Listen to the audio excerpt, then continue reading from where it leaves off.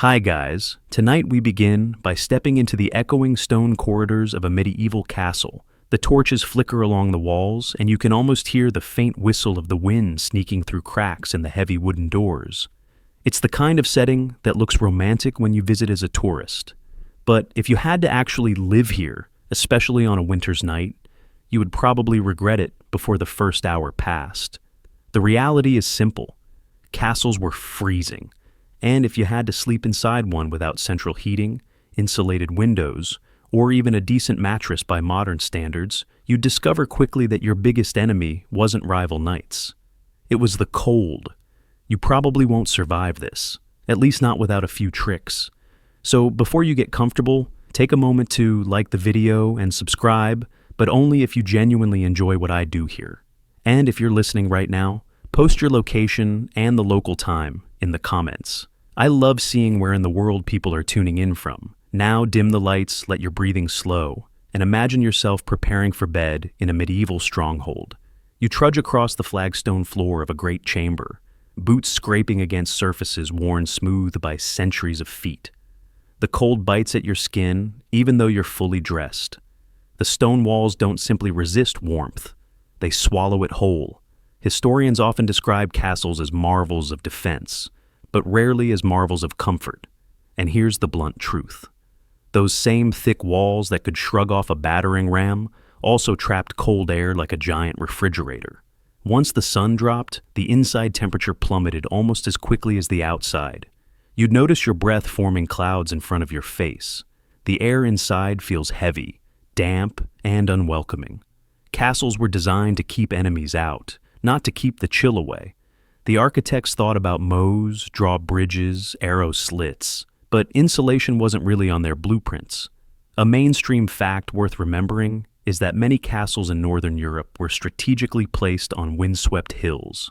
From a military standpoint, that was brilliant. You could see invaders coming, and the slopes gave you a defensive advantage. But from the perspective of someone trying to get some sleep, it was a curse. Wind scoured every surface and forced icy drafts through gaps in shutters and under doors. You couldn't ask for a worse sleeping environment if you tried.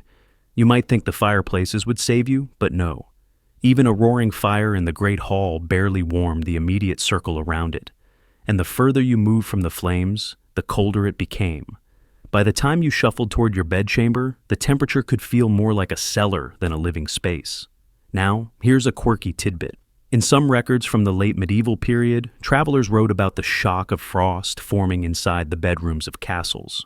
Imagine waking up with icicles hanging from your bed curtains, or discovering the wash basin frozen solid. Chroniclers treated this as almost normal, not worth more than a passing mention.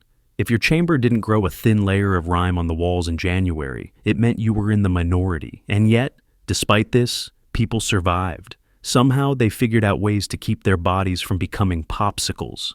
Part of that survival instinct involved ritual. As night fell, entire households followed patterns meant to trap whatever warmth they could. The castle might be vast, but the focus was always on shrinking the living space at night.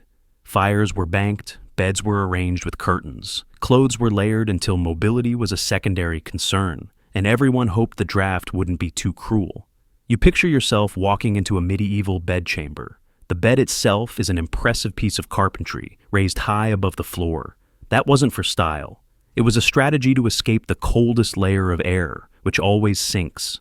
Even so, the stone radiates chill upward, and your body feels it the moment you climb under the covers. Historians still argue whether castles truly became more comfortable as centuries passed, or whether the myths of cozy, noble life were exaggerated by later storytellers. Some suggest that tapestries and thick draperies genuinely transformed rooms into warmer spaces, while others insist that the cold always won, no matter how much fabric you hung on the walls.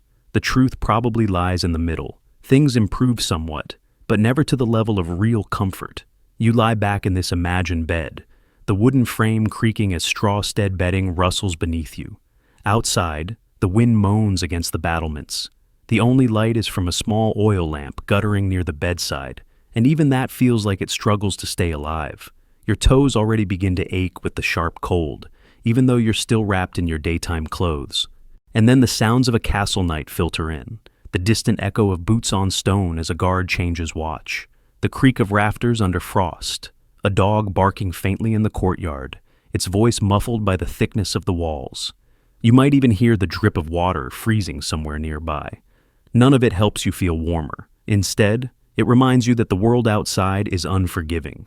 It's tempting to imagine the nobility snuggled in the perfect comfort while peasants froze in their cottages. But here's the funny thing. Sometimes the peasants had it better. Their homes built of wood and daub might trap heat from the hearth more efficiently than the vast cavernous chambers of a lord's keep. A single fire in a small hut could keep an entire family decently warm. Meanwhile, you, a noble in a castle, could shiver in a stone box so large that even 5 roaring fireplaces wouldn't make a dent. That irony wasn't lost on contemporaries. A few surviving letters from clerics and noble visitors remark on the difficulty of getting restful sleep in castles during the winter. They describe the beds as grand, but the nights as bitter. Some even advise travelers to pack extra cloaks, not for show, but for survival. As you continue picturing yourself lying there, you begin to appreciate the ingenuity it must have taken just to get through the night. You didn't simply crawl under a blanket and hope for the best. You layered fabrics, stacked furs, pulled curtains tight, and sometimes even shared your bed with companions, human or otherwise.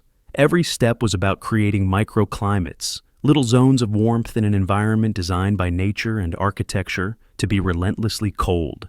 The experience reshapes how you think about medieval life. These people weren't just warriors and lords, monks and maidens. They were survivalists. Every bedtime was a test, every winter a trial, and sleep, which we now consider an effortless luxury, had to be engineered carefully, with rituals passed down across generations. Imagine how grateful you'd feel for every flicker of warmth, the sudden comfort of a dog pressed against your feet, the thrill of hot stones placed near your bedding, the tiny victory of keeping frost off your beard through the night. These moments would stick with you far more vividly than any banquet or hunt. Survival was memorable. So, tonight as you lie in your modern bed, with your central heating humming softly, you can spare a thought for those who once lay shivering in stone chambers. Their nights were long, their mornings bitter, and yet they endured. They found a way to sleep in places that should have been uninhabitable. That ingenuity is what we'll continue to explore layer by layer, trick by trick, as this story carries you deeper into the medieval night. You step into the great hall now, the beating heart of any medieval castle. If the bedchamber was a tomb of stone and drafts, this place is at least alive with flickers of warmth. Long trestle tables stretch across the floor, their wooden surfaces polished by countless elbows and tankers. The air smells of roasted meat, spilt ale, damp wool, and smoke that never fully leaves the rafters. The fire in the central hearth roars brightly, a defiant square of orange heat against the creeping winter darkness. This is where the castle felt most alive after sunset. People gathered here, not only for food, but also to absorb as much warmth as possible before retreating to their icy chambers. Servants dart back and forth, carrying trenches of bread, jugs of ale, and great platters of steaming pottage. Dogs scavenge underfoot, tails wagging, hoping for scraps. The hall is loud, almost raucous with laughter, song, and the clattering of knives against plates. For a little while, you forget that outside, the wind howls across the battlements, and frost is forming on the windows. Here's the plain fact. The Great Hall was the only space in most castles where heating was even remotely successful. A huge open hearth dominated the center or end of the room, and the fire was fed almost constantly in winter. Logs, sometimes entire tree trunks, were hauled in to keep it going. If you had rank, you claimed a seat near it, basking in that golden glow, while servants or less fortunate souls shivered along the edges. But here's the catch. Even in this grand room, the heat only traveled so far. The farther you sat from the flames, the colder the air became, until it felt as though the walls themselves breathed out frost. Heat rose upward, trapped in the smoke-stained rafters, while those on the floor wrapped themselves in cloaks and huddled together. In truth, only a lucky few were ever warm, and everyone else pretended to be. One quirky tidbit that chroniclers mention is that feasts sometimes doubled as strategic heating sessions. Nobles scheduled their largest gatherings during the bitter months, knowing that the body heat of hundreds of guests combined with the fire would turn the great hall into something approaching cozy. In some accounts, it's even said that servants were told to stand closer together simply to generate extra warmth. You could say that feasting was as much about survival as it was about merrymaking. But the glow of the hall didn't last. When the feast wound down, the minstrels packed away their instruments, and the guests staggered off to their beds. The fire was eventually allowed to burn low. Embers glowed red, a last stand against the cold, and shadows grew long on the stone walls. That heat you clung to during the evening dissipated quickly. Within an hour or two, the great hall itself would fall back into frigid silence. Imagine yourself now. You're lingering by the fire, unwilling to leave, stretching your hands to soak up every last spark of warmth. Your cheeks glow hot, but the back of your body already feels the cold creeping in, reminding you of what waits upstairs. The smoke stings your eyes and clings to your hair, but you still dread the moment when you have to climb the spiral staircase to your chamber. Historians still debate whether some castles developed more sophisticated heating systems for their great halls. A few argue that vents and flue allowed the warmth to circulate, especially in later centuries. Others suggest this is wishful thinking, pointing out that medieval building technology simply didn't prioritize comfort. The consensus leans toward the harsher truth. The Great Hall was warm only in the immediate vicinity of the fire and nowhere else. Even the acoustics reminded you that this wasn't a cozy lodge, but a cavernous chamber of power. Every laugh echoed, every footstep amplified, until the soundscape itself seemed too large, too cold. And when the hall emptied, the silence became oppressive, like sitting in the belly of a sleeping giant. One of the most telling images is the transition itself, the walk from the great hall to your bedchamber. Picture leaving the golden firelight, stepping into a narrow passage lit by a single torch. The draft hits you instantly, a knife of cold air rushing through arrow slits and unsealed doorways. Your breath fogs again. The warmth you just carried in your bones drains away as though the castle itself is feeding on it. That shift from one room of temporary comfort to the endless chill beyond defined medieval nights. Sometimes nobles lingered so long in the great hall that they practically slept there. A high-backed bench pulled close to the hearth could serve as a makeshift bed, and servants or guards often collapsed near the embers rather than face their chambers. To sleep near the fire was to risk sparks, smoke, and restless noise, but compared to the icy stone above, it was still tempting. Another curious note from the records: travelers often complained more about the journey from the Great Hall to the sleeping quarters than the sleep itself. That brief exposure, moving from warmth into cold, was described as a shock to the body. People spoke of shivers lasting all night because of that walk. It's as if the castle itself punished you for daring to think you might be comfortable. The fading glow of the hall was psychological too. You knew that once you left it behind, the night would be long and merciless. The Great Hall was not just a room, it was a ritual, a gathering of warmth before surrendering to the cold. Every torch put out, every cup drained, was another step toward a shivering ordeal in bed. Even in the flicker of candlelight, you sense how temporary comfort really was. The fire that once roared now whispers faintly, sparks popping and dying. A servant pokes at it half-heartedly, then gives up, leaving the embers to fade. The sound of laughter and feasting is gone, replaced by the quiet groans of the castle settling into the night. And so, you turn reluctantly to climb that staircase, cloak wrapped tightly around you, the memory of warmth fading with each step. The glow of the great hall lingers in your mind, like a dream you wish could last. But already your toes numb, your fingers sting, and you realize the rest of the night will be a fight for heat. That fleeting glow is what kept people sane. The ritual of gathering, feasting, and basking in firelight before the cold reclaimed its territory.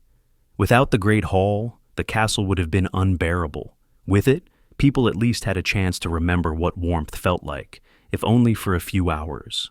You climb higher into the keep now, away from the fading glow of the great hall, and the air changes immediately. The warmth of the fire is gone, replaced by a damp cold that clings to your bones. The walls are thick, thicker than anything you've seen in modern houses. sometimes 12 feet of stone separating you from the outside world. At first, that sounds like protection. But here's the irony. Those very walls that stopped arrows and siege engines also trapped the chill inside. If you've ever stepped into a basement in winter, you know the sensation.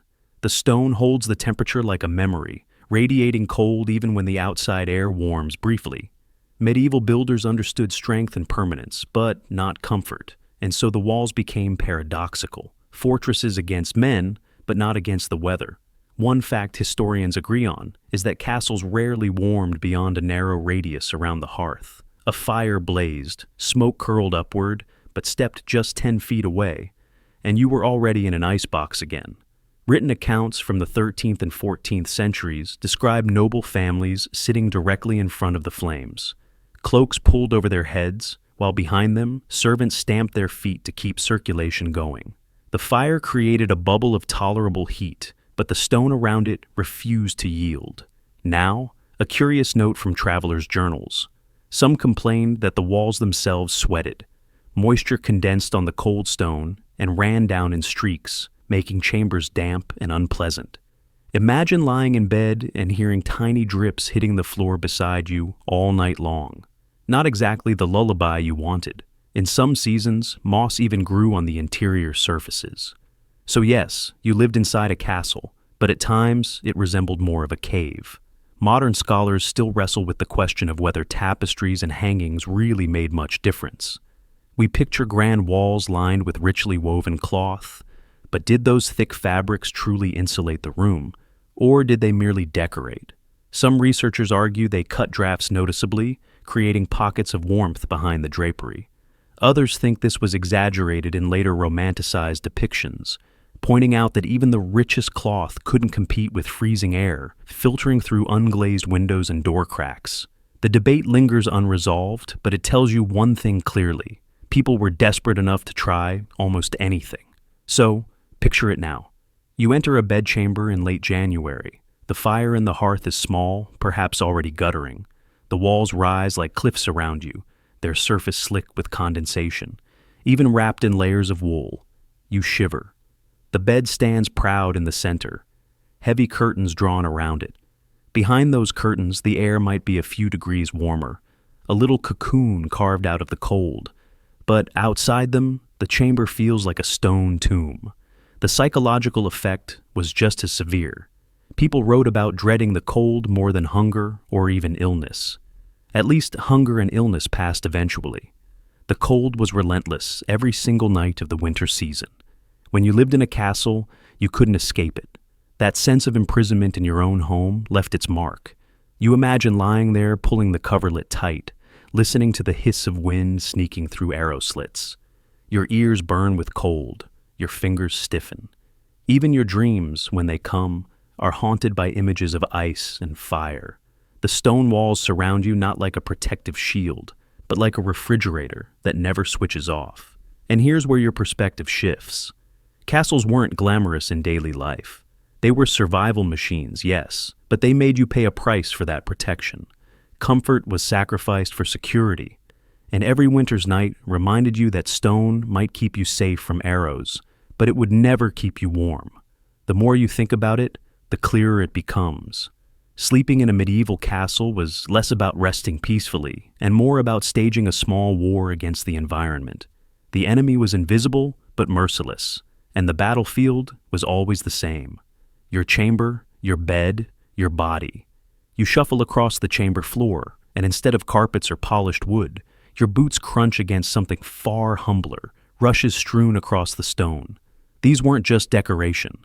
They were a practical attempt to soften the cold underfoot, soak up spills, and, most importantly, act as a crude form of insulation. Documents from the later Middle Ages describe how households renewed the rushes a few times each year, layering them thick in noble halls and chambers. When freshly laid, they smelled faintly of the outdoors, grassy, earthy, almost pleasant. For a little while, you might feel as though a part of summer had been carried inside. The plants added padding, muffled footsteps, and helped hold in what little warmth could be trapped near the ground. But the charm didn't last. Over time, the rushes grew foul, food scraps, spilled ale, and stray bones from the feast lodged themselves within. Mice and insects treated the floor as their playground. If you're picturing a cozy, natural carpet, think again. By the end of winter, the rushes could be so filthy that one French moralist complained it was like sleeping in a midden. What strikes you as fascinating is how these rushes worked double duty. Yes, they trapped a thin layer of warmth, but they also absorbed moisture from the damp stone. In a castle where condensation dripped constantly from the walls, this mattered. Otherwise, every step would have been across slick stone and puddles of freezing water. A peculiar aside appears in some English household accounts. Herbs such as lavender, rosemary, or meadow were sometimes sprinkled among the rushes. The idea was partly practical. Strong-smelling plants disguised odor from rotting scraps, but it also provided a whiff of comfort in rooms otherwise thick with smoke and damp. Imagine settling into bed and catching a faint note of lavender beneath the overwhelming scent of wet wool and wood smoke. It wouldn't make you warmer, but it might make the night a little more bearable. There's an ongoing debate among architectural historians about just how effective these rushes really were. Some argue they genuinely provided warmth by creating an insulating mat between human feet and icy stone.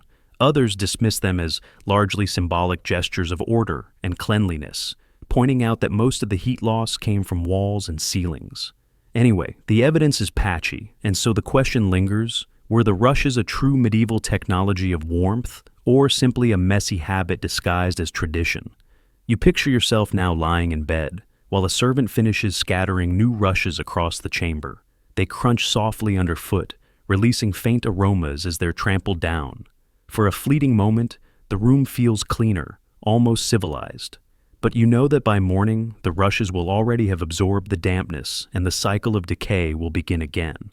Think of the sensory overload of such a bedroom. Beneath your sheets you might feel the comfort of wool or fur, but rising around you is the musty smell of old rushes, the sharp tang of herbs, and the omnipresent smoke clinging to your clothes. The floor rustles as mice scurry in search of crumbs. Every detail reminds you that survival, not luxury, defined your sleep.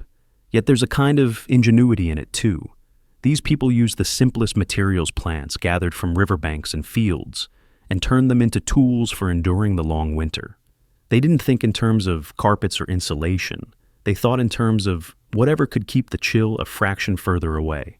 So, as you rest your head in this imagined chamber, you realize that even the floor beneath you was part of the nightly battle against the cold. Stone was the enemy, rushes with a fragile shield, and every morning began with the question, how long until these two betrayed you with dampness and decay? You sit on the edge of the bed now, running your fingers across the layers of cloth piled high.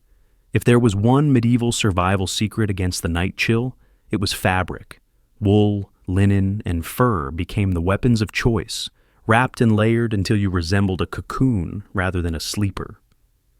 Records from household inventories make it clear just how central textiles were to medieval life.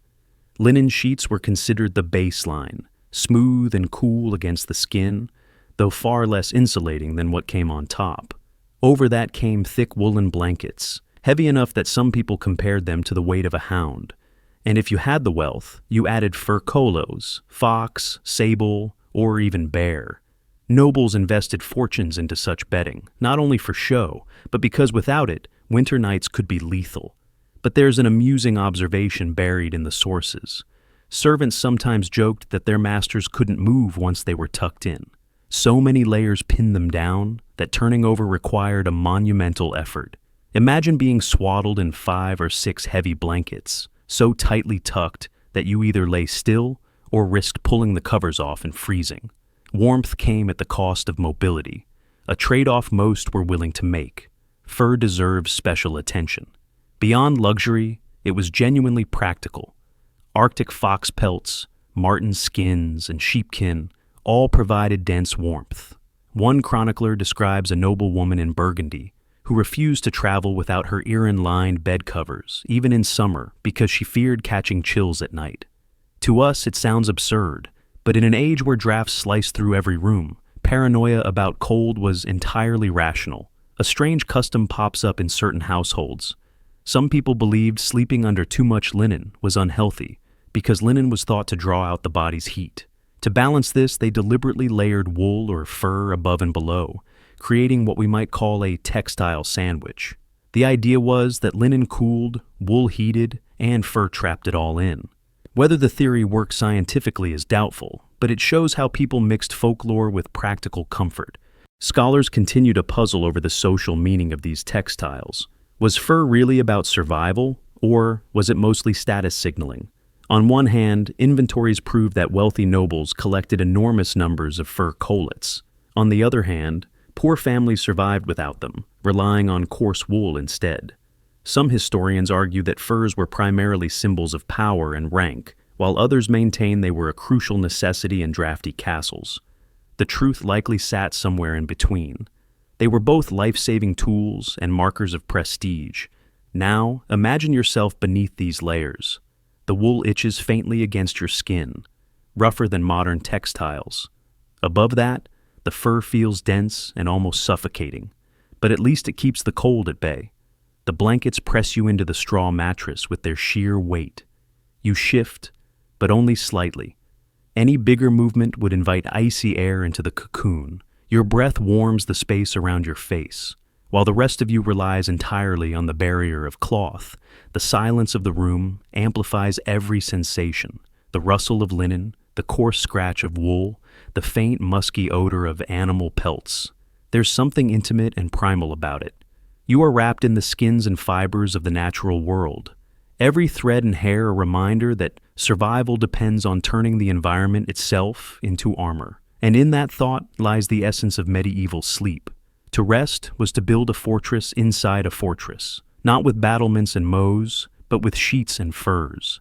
Each night you barricaded yourself against the cold with whatever textiles you could muster. Without them, even the most magnificent castle chamber would feel like the inside of a crypt. So, as you lie there in this imagined cocoon, you begin to understand the nightly ritual. Gather layers, weigh yourself down, and hope they hold until morning. The cold might rattle the shutters, creep through the stones, and swirl around your bed, but inside the fortress of fabric, you stood a fighting chance. The bed itself was more than a piece of furniture. It was a machine designed to create a small, livable climate inside an otherwise hostile room. When you draw back the heavy curtains of a medieval four-poster, you aren't just peeking into someone's private sleeping space. You're stepping into a micro-world built for survival. Detailed inventories from noble households show how important these great beds were. Unlike the simple pallets of peasants, these frames rose off the ground, tall as a person, carved from oak or walnut. The posts stood like pillars, often ornately decorated, and stretched upward to support a canopy. That canopy wasn't only decorative, it was practical. By draping curtains down the sides, you trapped your own body heat inside. It turned an icy chamber into something faintly resembling warmth. Think of it like a medieval tent inside your bedroom. Once the curtains were closed, the difference could be dramatic. The heat from your breath, from your body, from the thick bedding, all collected within a drafty room where the temperature might hover just above freezing. Those extra few degrees could mean the difference between a miserable night and something tolerable. There's an oft-cited record from a French duchess who traveled with her bed dismantled and packed on carts. Why go to that trouble? Because the bed wasn't just furniture, it was life support. To sleep in an unfamiliar castle or abbey without your own canopy and curtains was to risk shivering all night long. A curious detail crops up in some English sources. The curtains themselves were sometimes waxed or lined with oiled cloth to block drafts more effectively. Imagine pulling those curtains closed, the fabric heavy, faintly smelling of beeswax or resin.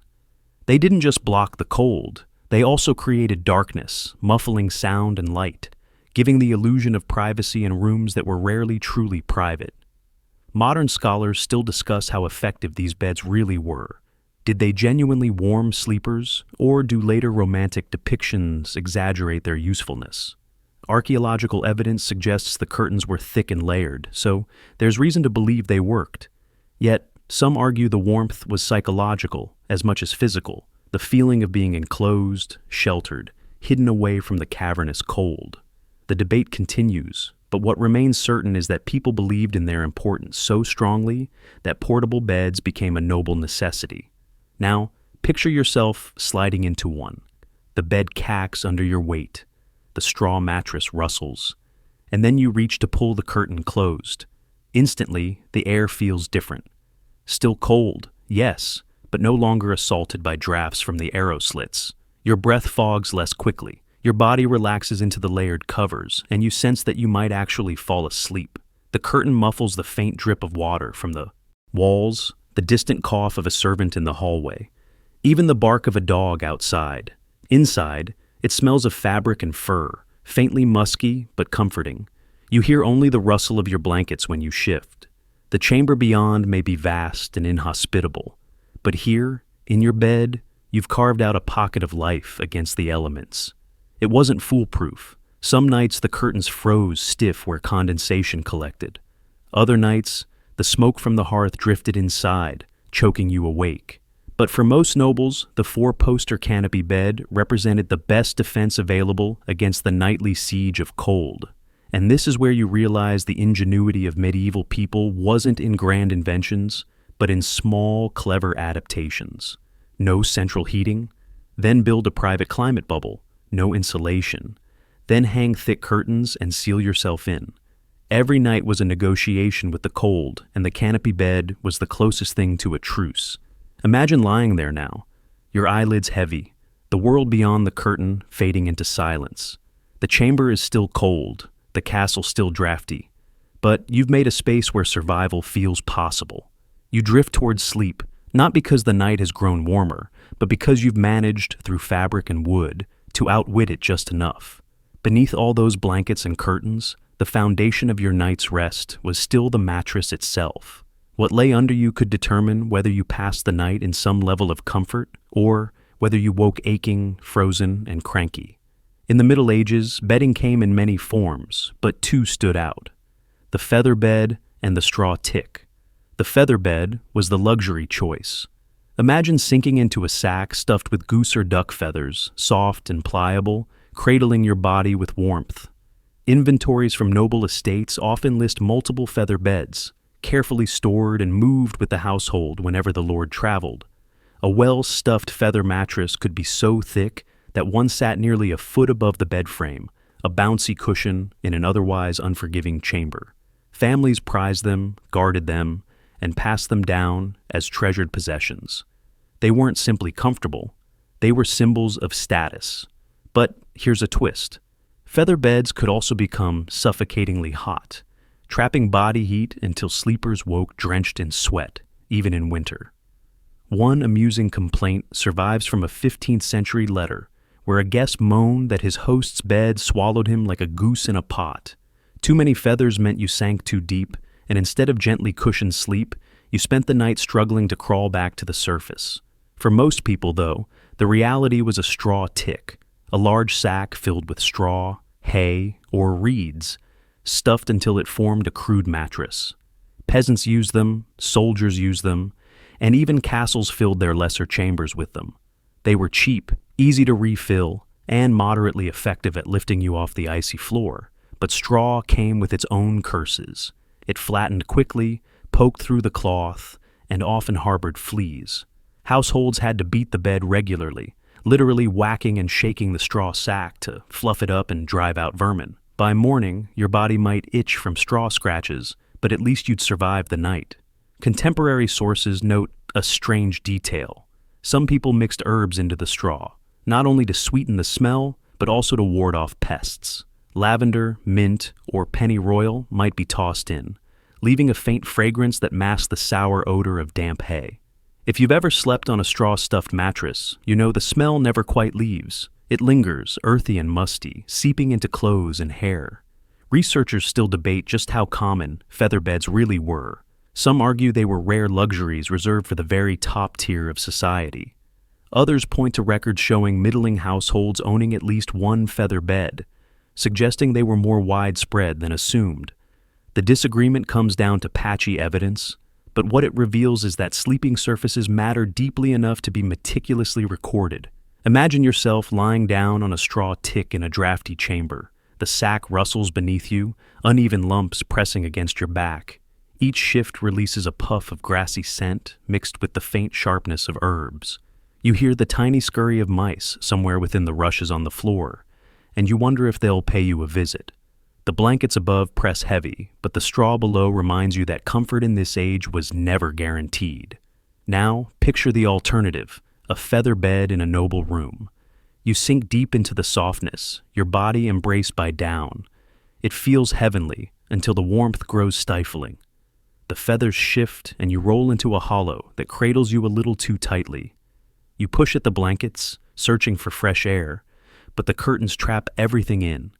You fall back asleep anyway, knowing this discomfort is still 1,000 times better than straw. The choice between straw and feathers mirrored the medieval social ladder. To lie on feathers was to belong to the privileged. To lie on straw was to accept necessity. Both, however, were responses to the same challenge, keeping the body alive in cold, unforgiving stone chambers. And so, as you drift off in your imagined bed tonight, you realize that medieval sleepers were never passive. Every mattress, whether humble or grand, represented effort, adaptation, and a small victory over the cold. You didn't just collapse into bed. You made a strategic decision. Sink into feathers or endure straw, all in the hope of surviving until dawn. Even the most carefully built bed, with its curtains, feather mattresses, and heaps of blankets, couldn't always guarantee survival on its own. What made the difference on the coldest nights wasn't furniture, it was company. Sleeping alone in a stone chamber meant your body heat simply bled into the walls. Sleeping beside others meant warmth multiplied, bodies acting like radiators pressed together in the dark. Noble families understood this, though they rarely admitted it openly. Servants often slept in adjoining rooms, or even on pallets at the foot of the master's bed. The arrangement wasn't only about service or security. It was also practical. More people in a space meant higher temperatures, even if only by a few precious degrees. You might not notice the warmth at first, but come midnight, when frost gathered on the inside of the shutters, every extra body counted. Accounts from medieval monasteries reveal that monks slept in long rows, their cots or straw beds side by side in drafty dormitories. The reasoning wasn't solely communal discipline, it was also survival. In those crowded quarters, body heat created a layer of insulation, however thin. The same principle applied in barracks, where soldiers huddled in rows, cloaks pulled tight, trusting that together they'd resist the chill better than alone. A curious anecdote comes from a 14th century English manor. One nobleman's will specifically ordered that his favorite squire be granted a place near his lord's chamber, fire at night. Scholars interpret this not only as a mark of favor, but as an admission that the warmth of companionship was as valuable as inheritance. To be invited to share a bed or chamber was not merely intimacy. It was a privilege of warmth. There was, of course, another layer to the practice: animals. Dogs in particular became literal heaters. The phrase "a three-dog night" may come from much later folklore, but the idea is rooted in reality. Medieval people often allowed hounds into the bed, not only for companionship, but because the animals radiated heat. A couple of large mastiffs curled at your feet might mean the difference between numb toes and comfort. Travelers even recorded that in some inns, guests slept packed together with dogs, goats, or even sheep beside them. The smell was intense, but warmth trumped fragrance. Scholarly debate continues over just how socially acceptable bed sharing was among nobles. Some argue it was routine lords with trusted companions, ladies with maids, travelers with strangers. Others insist that among the elite, such intimacy was limited and carefully controlled, with servants relegated to nearby pallets rather than inside the bed itself. What is clear, however, is that in lower classes, bed sharing was normal. Families piled together, parents, children, and often grandparents, forming a tangle of limbs under a single heap of blankets.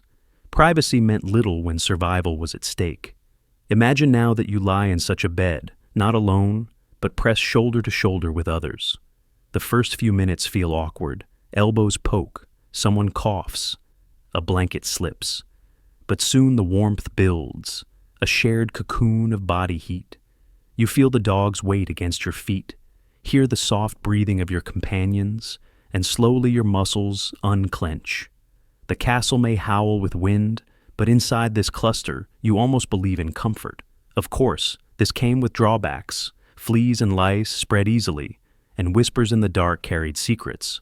But when you weighed those irritations against the risk of shivering through a sleepless night, the choice was simple.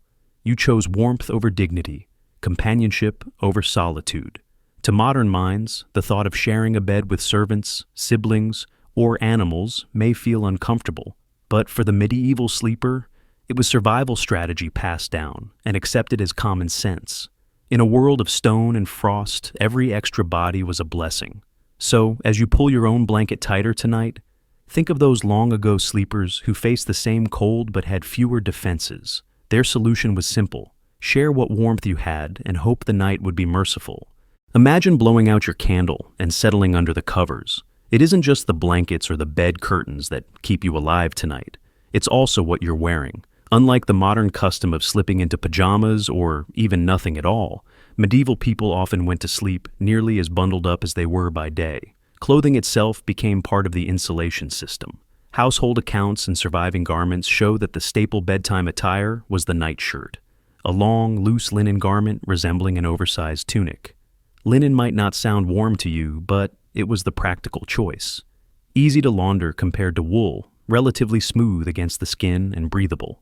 Over that, you might throw on an extra wool tunic or even a cloak, depending on the severity of the cold. To medieval minds, the more layers the better. But one detail stands out: the nightcap, or kiawai. These were small cloth caps tied under the chin or simply pulled snugly over the head. Why such an emphasis on covering the skull? Because it was widely believed quite sensibly that most body heat escaped through the head. A medieval sleeper without a quaw was like a knight without armor, dangerously exposed. Illuminated manuscripts even show figures tucked into bed, with their heads neatly wrapped, looking more like they're ready for travel than for dreams. The nightshirt itself could vary in length. Poor families wore what they had, often their undertunic repurposed for sleeping. Wealthier nobles commissioned nightwear embroidered with fine thread or edged in fur. Some ladies even had sleeping hoods that trailed with ribbons, though one suspects those were impractical in reality. Whatever the style, the principle was clear: cover everything you could. A curious note from a 15th century medical text recommends that sleepers bind their feet in linen or wool against the night air. This wasn't mere fashion. It was early recognition that extremities froze first. People wrapped their toes, ankles, and even hands in strips of cloth before bed, creating makeshift socks and mittens. You can almost feel it: your hands swaddled, your feet cocooned, every inch of skin shielded from the relentless cold. But what about debate? Scholars remain divided over how widely specialized sleep clothing existed, as opposed to simply reusing daytime garments. Some argue that for peasants there was no such thing as nightwear. People simply collapsed in whatever they wore during the day. Others point to wills and inventories that mention night linens, specifically suggesting that, at least for the middle and upper classes, distinct sleep attire was normal. Both views hold truth depending on rank and region, but all agree that covering up at night was non-negotiable. Now, picture yourself preparing for bed in this way. You strip off your heavier outer layers, slip into a long linen shirt, and tug a cap snugly over your ears. The air nips at your neck until you pull the blankets up. Every fiber of fabric adds a tiny layer of defense, and together they form a cocoon. The bed might be drafty, the room freezing, but at least your body has become a fortress of cloth. The sensory details are vivid. The linen is cool and faintly scratchy at first, warming as your skin heats it. The wool smells faintly of sheep and lanolin, earthy but reassuring. Your cap presses gently around your head, muting sound and making you feel enclosed. You wriggle into position, swaddled like a parcel, and wait for sleep to come. There was another reason for night clothes beyond warmth: modesty. In a world where bed sharing was common, being half-dressed or naked was unacceptable. Even married couples were often depicted in manuscripts wearing caps and long shirts in bed. It wasn't just about surviving the night, it was about propriety. And so, whether you were a lord, a lady, a servant, or a soldier, your nightshirt and coif served a social function as much as a practical one. Think of the rhythm of such nights, the ritual of dressing not down, but up, layering more cloth, tying knots, and smoothing wrinkles before extinguishing the light. In our modern sense, nightwear is associated with relaxation. For the medieval sleeper, It was armor against the elements. So, as you tug your own blanket tonight, think of those long-ago figures who climbed into bed looking more like travelers than dreamers. Bundled in linen and wool, heads wrapped tightly against the dark, their sleep was not effortless. It was engineered stitch by stitch, layer by layer, against the endless siege of cold stone.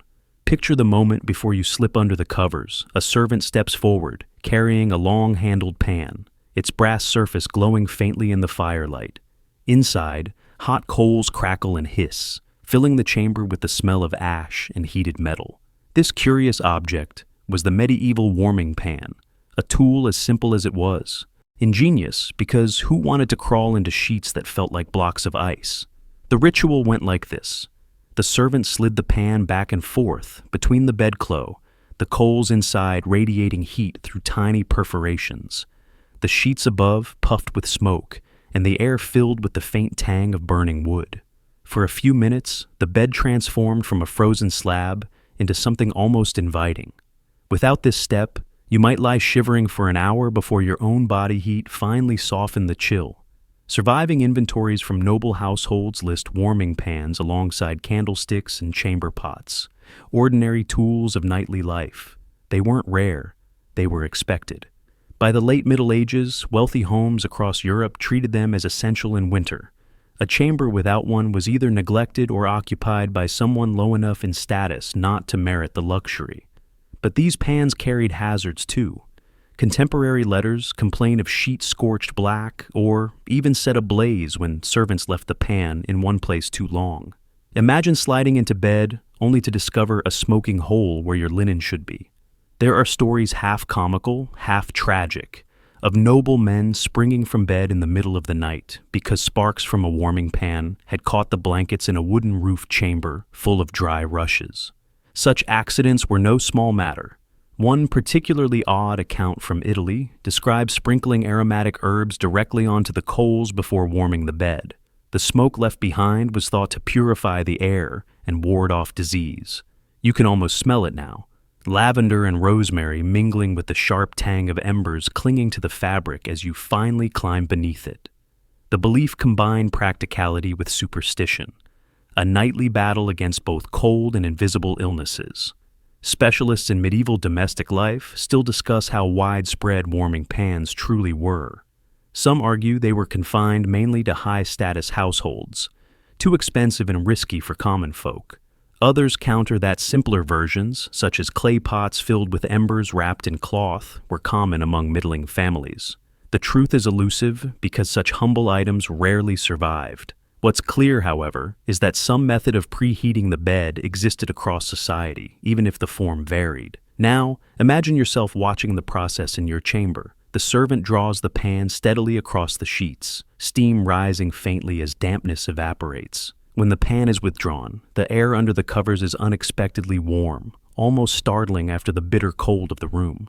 You slide inside quickly, trying to trap that heat before it escapes.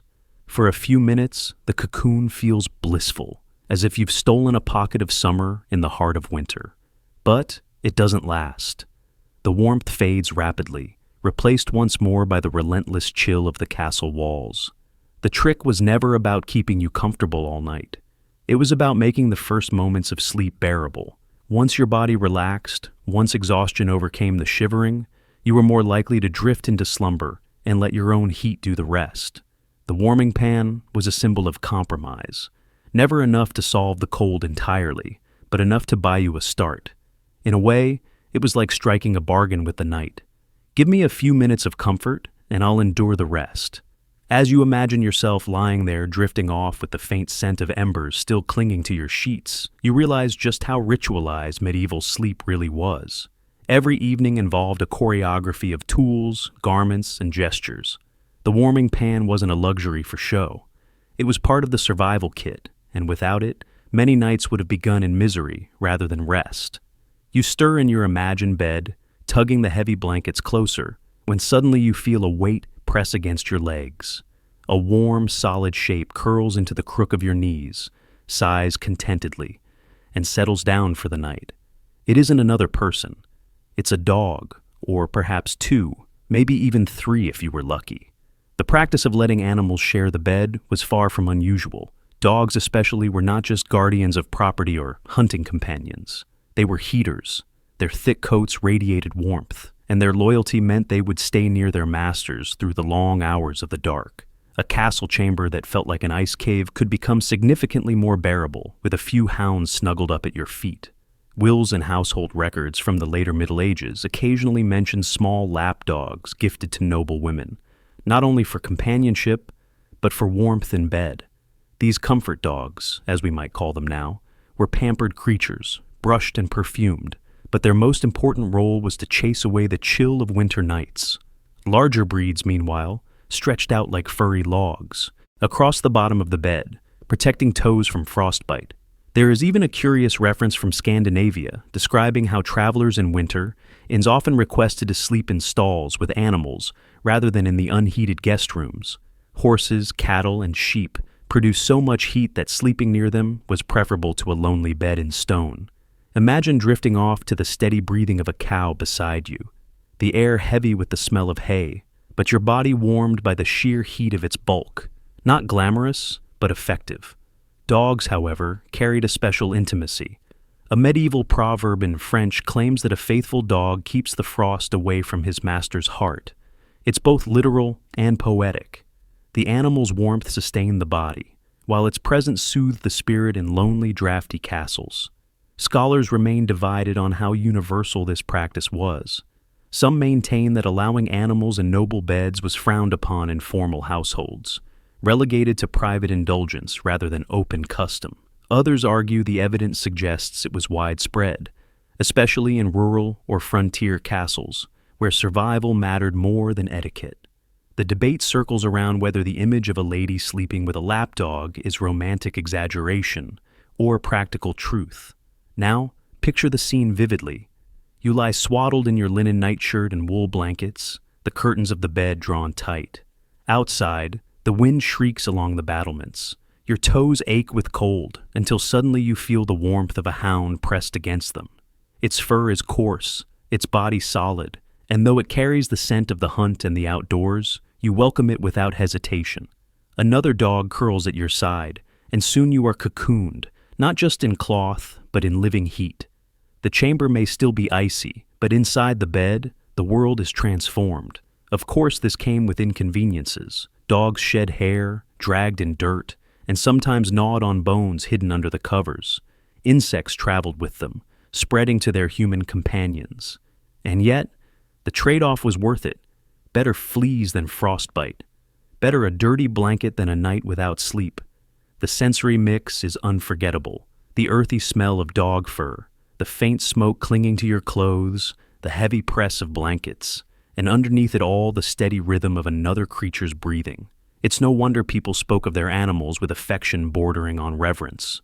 To share warmth was to share survival. The image of the three-dog night, though a phrase coined much later, captures the essence of medieval sleeping habits.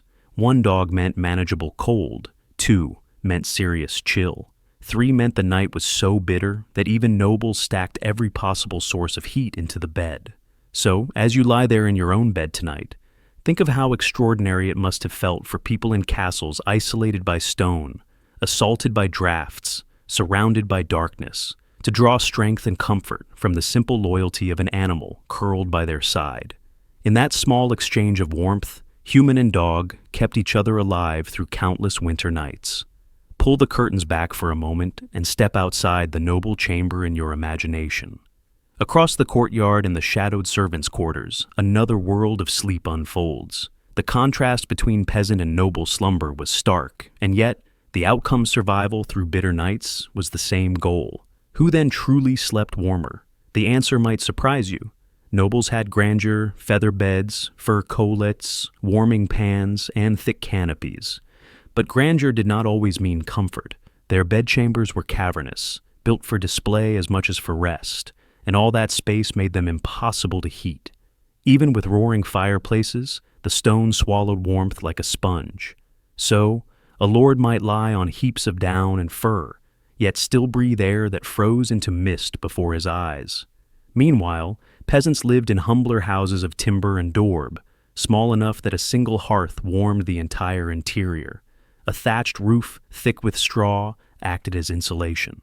Families huddled together, often with animals stabled at one end of the room, and the combined heat kept the air far more tolerable than in a drafty keep.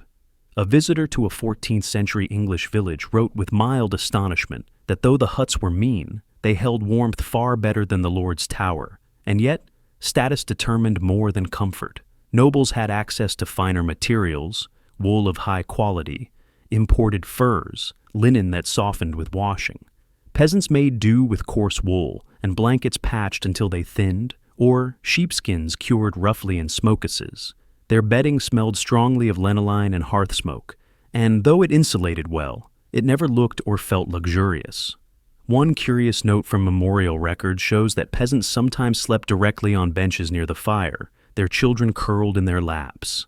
They risked sparks and smoke, but the closeness to the hearth guaranteed warmth. In contrast, the noble's bedchamber, separated from the great hall, often lacked that immediate heat. Comfort was thus unevenly distributed, not always in the way you'd expect. Researchers today still puzzle over the real hierarchy of warmth.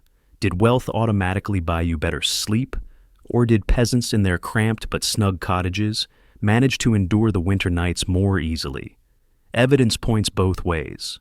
Some scholars argue that nobles' sheer volume of textiles kept them superior. Others insist the smaller communal spaces of the lower classes offered practical warmth that the aristocracy's grandeur could not match. The discussion remains unresolved, highlighting how much sleep itself mirrored social divisions. Imagine now the two scenes, side by side. In the castle, a nobleman shifts beneath heavy layers, his breath curling white, the vast room echoing with every gust of wind against the shutters. Down in the village, a peasant family squeezes onto a straw mattress before the hearth. Children nestled like kittens, the smell of animals drifting from the stall nearby. One bed is ornate and stiffly formal, the other crowded and earthy. But which body wakes warmer? The question lingers, and perhaps no one answer fits all cases. Still, both noble and peasant shared one truth. They adapted. Survival in the medieval night was not about absolute comfort, but about learning to live with hardship, reshaping homes and habits until rest became possible. Nobles may have flaunted luxury. Peasants may have relied on closeness and simplicity, but all slept under the same winter stars, shivering and dreaming their way toward morning. As you drift in your own warm bed tonight, you can sense the irony. Status determined the trappings, but not always the quality of medieval sleep. Sometimes the humblest hut held more genuine warmth than the grandest hall. You might think that once a bed was established in a noble chamber, it never moved. After all, these beds were massive objects, heavy with carved posts and curtains. But in practice, families often shifted where they slept according to the season. Bedrooms were not fixed, timeless sanctuaries. They were flexible spaces chosen for their relationship to sunlight, fire, and wind. In other words, you chased the sun in winter and fled it in summer. Documents from noble estates reveal this habit plainly. Some castles had winter chambers and summer chambers, not because people wanted a change of scenery, but because the physics of warmth demanded it. In cold months, families moved into rooms with southern exposure, where the weak sun struck through the windows for a few precious hours each day. The walls there stored a little more heat. The air felt a little less hostile, and waking up wasn't quite so brutal. Come summer, they abandoned those sunlit spaces and retreated into north-facing rooms, darker and cooler. There is a well-documented example in the accounts of Edward IV's household, where entire beds and furnishings were moved seasonally. Servants carried feather beds, linens, and tapestries from one chamber to another, creating temporary nests wherever the king chose to rest. It was a logistical ordeal, but for those living in stone palaces, mobility was essential to survive. A curious note survives from a Bayandian courtier who complained in a letter that he lost his chamber to the frost one year. The walls, he said, grew so damp and cold that he refused to sleep there, choosing instead a narrower room facing the rising sun. His phrasing reminds us that in castles, the building itself was an adversary. Rooms were conquered by cold, surrendered, and retaken with the seasons. Archaeologists and architectural historians still debate whether every castle truly offered multiple seasonal chambers, or whether this was a luxury of the grandest estates. Some argue that the majority of castles had only a few suitable rooms for sleeping, forcing residents to endure the cold where they were. Others insist that evidence of window placements, fireplaces, and surviving records shows intentional design for seasonal living. The argument remains unresolved, but the image is persuasive. A noble family migrating within its own walls like birds shifting nests as the weather turned. Now, imagine yourself following this routine. In autumn, you begin to eye the sunlit side of the keep, knowing that soon the long nights will demand every advantage. Servants dismantle your bed, hauling frame, mattress, and hangings piece by piece. The sound of carpenters adjusting posts echoes in the new chamber, while tapestries are hammered into place to block drafts. By the time the first frost comes, you are tucked into a room that at least greets you with pale shafts of morning light. The sensory detail is vivid. You wake to the thin warmth of the sun filtering through shutters, the smell of woolen curtains freshly rehung, and the faint sound of servants sweeping rushes across the floor of your relocated chamber. The shift does not eliminate the cold. It simply manages it, turning unbearable into survivable. Peasants too shifted their sleeping spaces seasonally, though less formally. Families might sleep close to the hearth in winter, crowding around the fire in one room, and then retreat to lofts or barns in summer, where the air was cooler. In both castles and cottages, sleep was mobile, dictated by the elements rather than interior design. This practice reminds you that medieval life had little of our modern notion of fixed bedrooms. A bedroom wasn't a permanent sacred space. It was a temporary camp within the larger fortress of stone. Beds were moved, chambers rotated, and life adapted in rhythm with the seasons. The castle was alive, reshaped by light and temperature, its inhabitants shifting like nomads within its walls. And so, you see another truth of medieval sleep. It was dynamic, not static. The fight against cold demanded movement, planning, and constant adjustment. You did not sleep where you wanted. You slept where the sun, the wind, and the damp permitted. And each year, as the earth turned, you began that cycle again. Stand for a moment by the narrow window of a medieval chamber and feel the draft slip across your skin. Unlike today's homes with their glass panes and sealed frames, castle windows were vulnerable holes in the wall. They were defenses against arrows, but invitations to the wind. Without glass, without double glazing, without even the notion of insulation, these openings were simply shutters or stretched cloth that kept out little more than rain and birds. Written surveys of medieval households reveal that in many castles, glass was so rare it was reserved for chapels or the Lord's private oratory. Ordinary chambers had wooden shutters, thick planks that could be barred from the inside. In summer, they stood open for light and air, but in winter they shut tight, creaking in the wind. Yet wood alone was no shield against the chill. Cold crept through cracks, and the room grew damp. A practical solution was to stretch cloth across the opening, sometimes linen soaked in oil or wax to make it translucent and resistant to rain. By day, this allowed a dim amber glow to enter, soft and hazy like sunlight through parchment. By night, it dulled the shriek of the wind, but never silenced it. The fabric flapped, the frame rattled, and sleepers learned to live with the constant reminder that their fortress was porous. One intriguing reference comes from a 13th century French household account describing horn windows. Thin slices of animal horn were scraped translucent and set into wooden frames. These provided a crude but sturdier alternative to cloth. They admitted pale light and resisted weather better, though they yellowed quickly and warped. Imagine looking out through such panes, the world blurred as if seen through fog glass. Yet inside your chamber, the air just a fraction less brutal. Archaeologists and architectural historians debate how common these horn or oiled cloth windows really were. Some argue they were luxuries of the wealthiest castles, while most households relied only on shutters. Others suggest that by the later Middle Ages they were surprisingly widespread in Northern Europe. The evidence is fragmentary, but the very existence of debate reminds us how desperate people were to improvise barriers between themselves and the cold. Now picture yourself at such a window.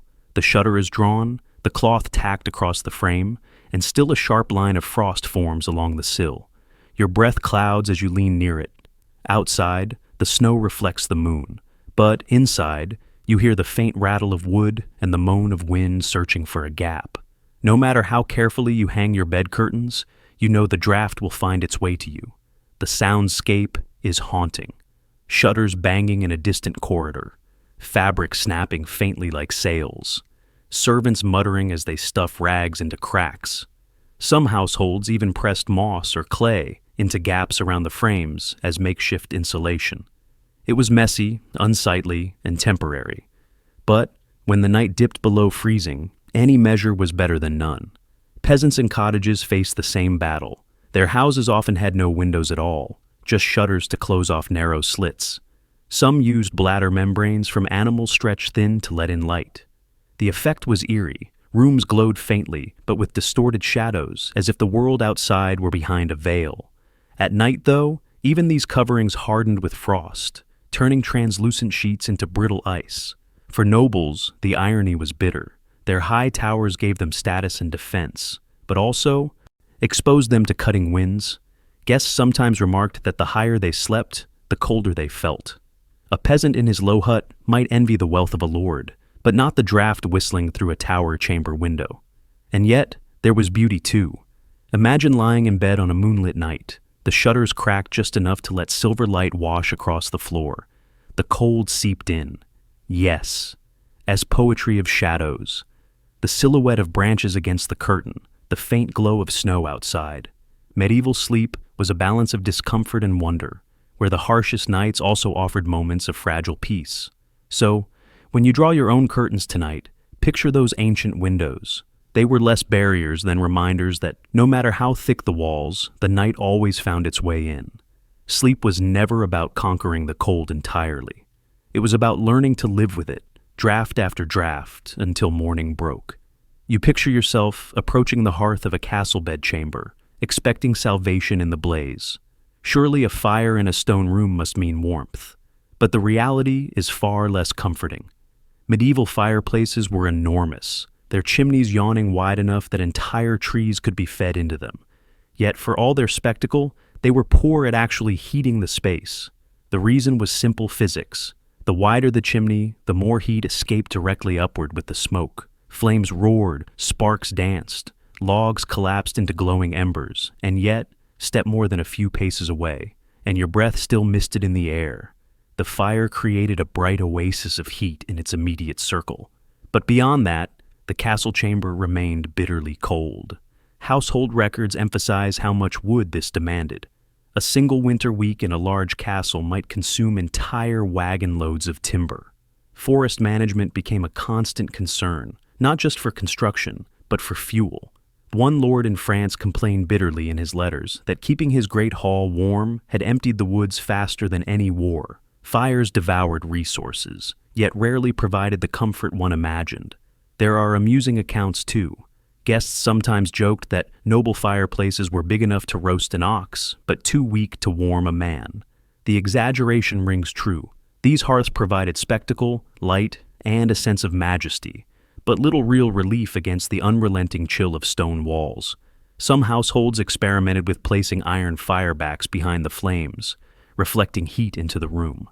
Others lined hearths with tiles to store warmth a little longer. But these measures were partial solutions, tinkering against a problem too large to conquer fully. A blazing fire might keep your feet warm if you sat right in front of it, but your back remained icy, and your bed across the room might as well have been outdoors. Scholars still dispute how effective castle fireplaces truly were. Some argue they provided meaningful warmth when combined with hangings and heavy furniture, creating a layered system of heat retention. Others contend they were almost symbolic, more about status and ritual than comfort, since most of the energy vanished up the chimney. The truth likely varied from castle to castle, depending on resources, design, and climate. Now, imagine yourself in such a room. The fire crackles loudly, spitting sparks onto the hearthstones. Smoke curls upward, leaving a faint tang in the air. Your face feels flushed, prickling with warmth, but your shoulders remain cold. You shuffle closer, holding out your hands until you nearly singe your sleeves. Then reluctantly, you retreat to your bed across the chamber, only to find the temperature drops with every step. By the time you slip under the blankets, you may as well have been sitting outside, Peasants, by contrast, often benefited more from their smaller hearths. A single central fire in a modest cottage heated the whole interior, smoky though it was. The cramped space meant that flames and bodies together maintained tolerable warmth. The grand noble fireplaces, by contrast, burned through resources but left chambers half frozen. Grandeur once again failed to translate into comfort. And yet, the ritual of the fire mattered. It wasn't just about heat. It was about gathering, about light, about the reassurance that at least something pushed back against the darkness. People prayed by the fire, shared stories by it, dozed in chairs beside it. Even when the warmth didn't carry across the room, the glow offered psychological safety, a beacon of life in the cavernous cold. So, when you imagine a medieval night, don't think of a roaring fireplace saving you from frost. Think instead of a fragile island of heat in a sea of icy air comfort that lasted only as long as you stayed near, and comfort that disappeared the moment you climbed into bed. The hearth was a performance as much as a practical tool, and the medieval sleeper learned to be grateful for what little it could give. You lean closer to that glowing fireplace, and for a fleeting moment, it feels safe. But then, another reality of medieval life asserts itself: smoke. Fireplaces were not clean, efficient machines. They belched fumes, left soot, and filled chambers with a haze that stung the eyes and settled on every surface. To stay warm by fire was to breathe smoke nightly, to accept blackened walls, and to wake with lungs coated in ash. Chroniclers of the time complained bitterly about it. One monk in northern England noted that his cell grew so coated with soot from the hearth that he coughed more than he prayed. Even nobles weren't immune. Court records mention women lamenting ruined gowns and linens discolored by constant smoke exposure. A newly cleaned tapestry might turn gray within a single winter. The architecture made matters worse. Chimneys were wide, crude shafts without the draft control of modern flue. Smoke didn't always rise politely. It drifted, eddied, and clung to the chamber. If the wind blew the wrong direction, it poured back into the room, leaving everyone inside coughing. Imagine trying to fall asleep while smoke burned your throat and your eyes watered. A curious observation from travelers' notes is that some people deliberately smeared their walls with lime or clay, not only to brighten interiors, but to hide the streaks of soot. The black residue never truly left, but at least the illusion of cleanliness could be restored for a little while. The smell, however, was permanent, a mixture of charred wood, damp stone, and burned wool that clung to bedding and clothes. Scholars remain divided over just how tolerable these smoky rooms were. Some argue that medieval people simply adapted, their bodies and expectations hardened to it. Others insist that even contemporaries recognize the health toll, pointing to repeated complaints in medical treatises about choked air and blackened lungs. Perhaps both are true. People endured because they had no choice, but they never stopped grumbling about it. Now, imagine yourself lying in bed after such a night. Your hair smells of smoke. Your blankets hold the acrid tang of ash. And when you cough, you taste bitterness on your tongue. The bed curtains trap some of it inside. So even your tiny cocoon carries the ghost of the fire. Your chamber may have been warmer than before, but it came at the cost of fresh air. Peasants fared no better. Their cottages often lacked chimneys altogether. Smoke from the central hearth simply rose and filled the rafters, slowly leaking through the thatch. Children grew up in houses perpetually hazed with smoke, their lungs blackened before adulthood. Yet people saw it as normal. Some even believed the smoke helped preserve the timber roof, keeping insects away. Survival and superstition blended together in every breath. The sensory experience was overwhelming. Your skin prickled from the soot particles, your eyes watered constantly, and the rushes on the floor gathered black dust. Servants swept endlessly, though the effort felt futile. Every winter was the same, a battle against smoke, a battle against cold, and the knowledge that you couldn't win one without worsening the other. And yet, despite the discomfort, fire was non-negotiable. No one could survive a castle winter without it. So, people made their peace. They hung smoky tapestries proudly. They endured coughing fits. They scrubbed soot from their faces each morning. Warmth demanded sacrifice, and the sacrifice was clean air. So, as you lie in your modern bed tonight, breathing comfortably without thought, consider how extraordinary such luxury is. For medieval sleepers, every warm night meant another smoky morning. Their dreams were steeped in the scent of burning wood. Their lives lived in the shadow of soot. When the fire dimmed and the night stretched on, the only glow left in a medieval chamber often came from a candle. You might imagine this delicate flame as decoration, a touch of ambiance. But for many sleepers, the candle was also a source of fragile warmth. A single wick couldn't heat a whole room, of course. But in a world where every flicker counted, even the faintest contribution mattered. Candles in the Middle Ages came in many forms. Wealthy households burned beeswax, which gave a clean, bright flame and filled the air with a faint honeyed scent. These were expensive, reserved for chapels, ceremonies, or noble chambers. More commonly, people used tallow candles made from rendered animal fat. These smoked, sputtered, and wire of grease. Imagine drifting off to sleep while the acrid odor of burning tallow thickened the air, mingling with the damp of stone and the musk of wool. Yet, candles weren't only light. They generated a surprising amount of heat close by. Place one near your bed curtain, and you might notice the fabric, warming slightly to the touch. Some households arranged several candles together on stands, creating clusters of flames that offered both illumination and a pocket of warmth. It was hardly central heating, but it softened the edge of the cold in the immediate circle around them. A curious anecdote survives from a 14th century letter describing how a noble woman demanded 12 candles in her chamber at once on winter nights, insisting that only then could she rest. The servants grumbled at the extravagance, but her request reveals a truth. People used light as a substitute heater, even when the effect was marginal. The hazards were obvious. Candle flames toppled easily, and bed curtains rich with wool and linen were dangerously flammable. Records describe fires sparked by careless placement, reducing entire chambers to cinders. One particularly grim tale from Germany tells of a squire who dozed off with a candle on the bed rail. He awoke to find his blankets aflame and barely escaped with his life. The servants blamed him for recklessness, but the real culprit was necessity. He had wanted a sliver of warmth too close at hand.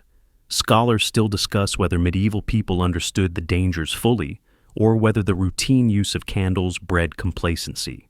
Some argue that inventories of charred textiles show that accidents were common but accepted. Others believe the wealthy minimized risk by assigning servants to monitor the lights deep into the night. Whatever the case, the balance between danger and comfort was constant. Now, picture yourself in such a chamber.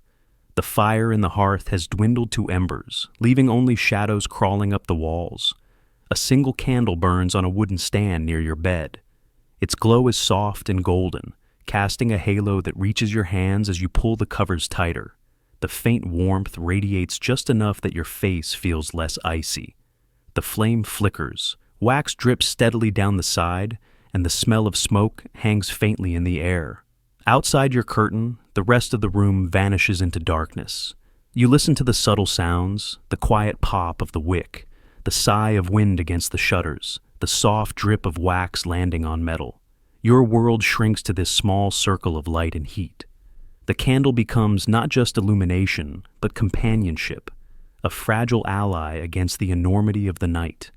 In cottages and inns, simpler versions of this scene played out. Travelers placed rushlights, cheap reeds dipped in fat beside their straw pallets. These burned quickly and unevenly, hissing and spitting, but their faint glow provided reassurance.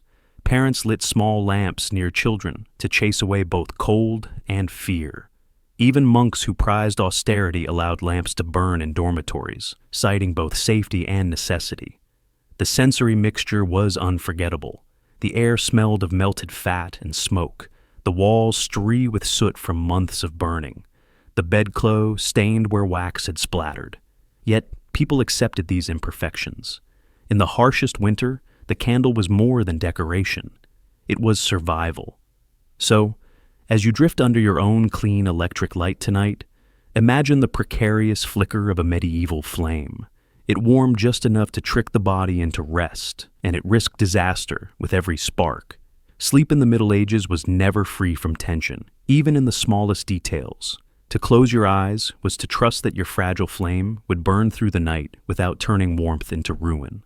If you step away from noble chambers and into communal quarters, you find another side of medieval sleep, the collective dormitory. Not everyone had the privilege of heavy curtains, feather beds, and private servants. Monks, soldiers, apprentices, and servants often slept in shared spaces, where the emphasis was less on luxury and more on endurance. Take the monastery as an example. Monastic rules prescribed that brothers live simply, which meant their dormitories were vast halls lined with rows of beds or pallets. The stone floor stretched endlessly, broken only by narrow windows high above. Each monk had his own small cot or straw mattress, sometimes little more than a wooden plank with a thin pad. The beds were positioned side by side, so close that one monk could hear the breathing of the next. Privacy was unknown, but warmth came from numbers. Surviving accounts describe how these halls echoed at night, with coughing, snoring, and the rustle of rough woolen blankets. The air was thick, cold, and damp, but the sheer press of bodies meant the dormitory retained more warmth than an isolated chamber ever could.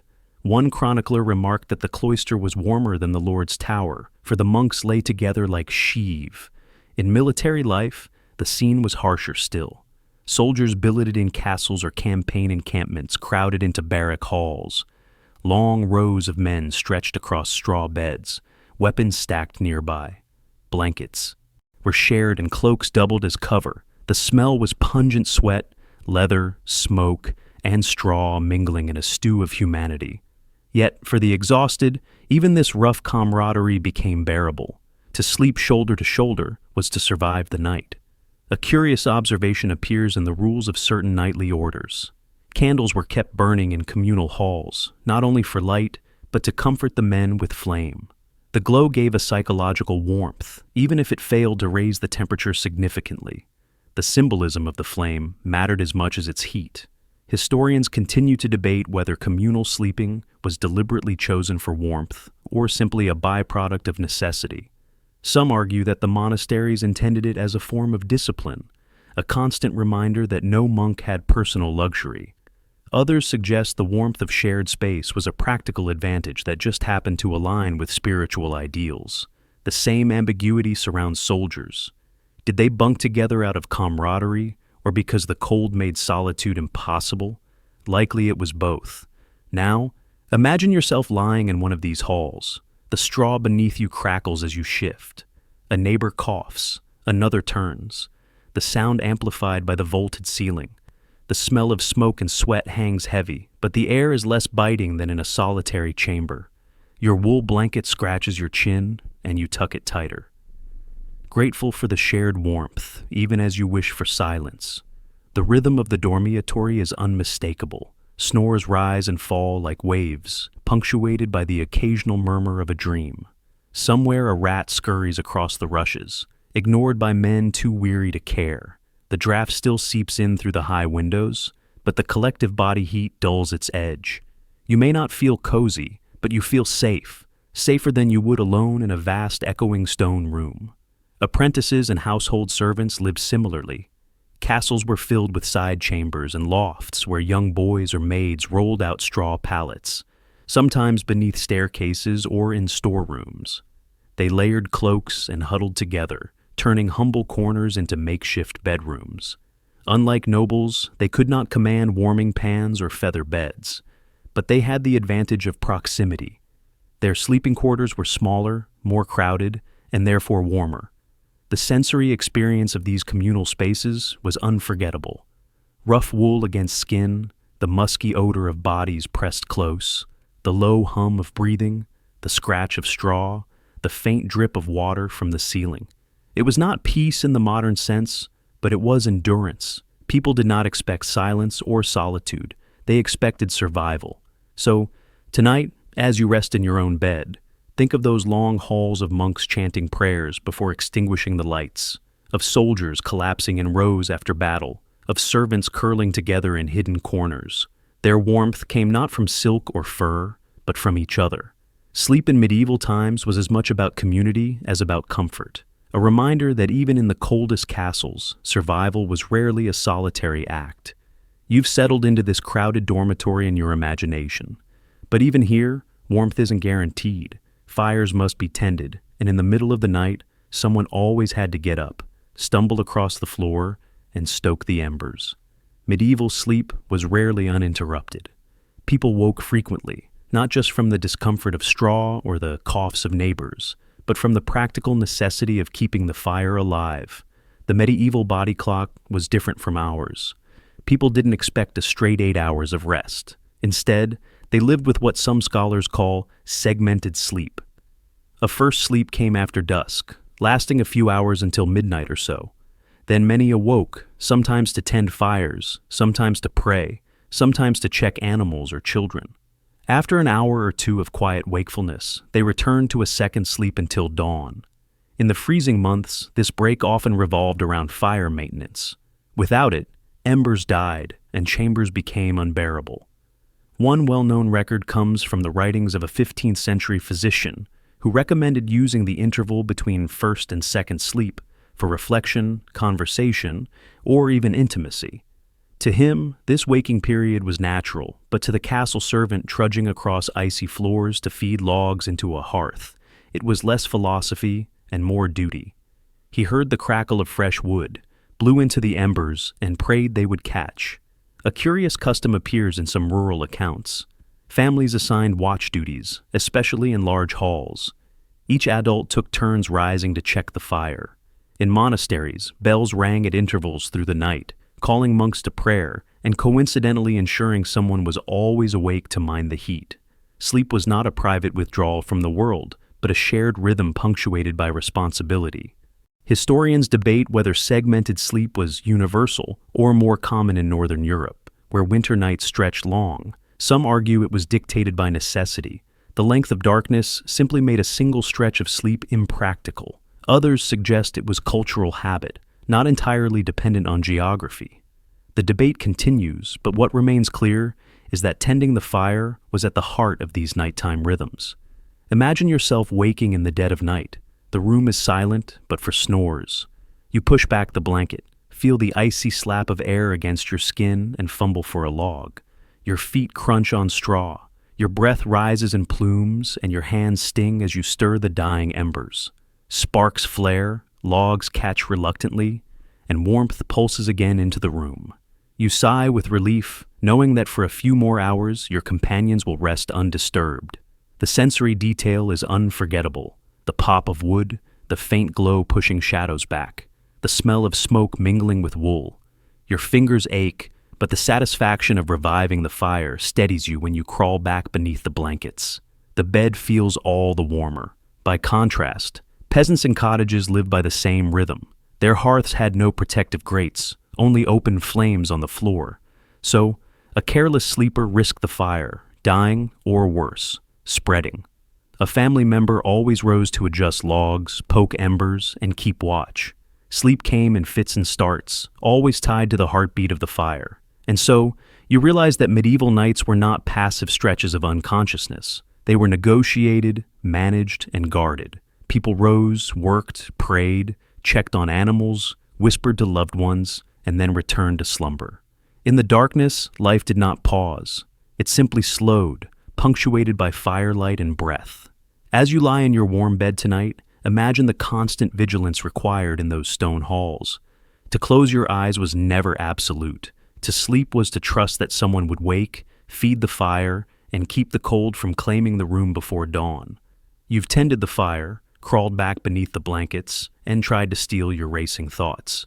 Yet there was another medieval strategy for warmth, not born of practicality, but of longing for luxury. For some, the dream of a hot bath before bed lingered like a forbidden indulgence. Bathing was complicated in the Middle Ages.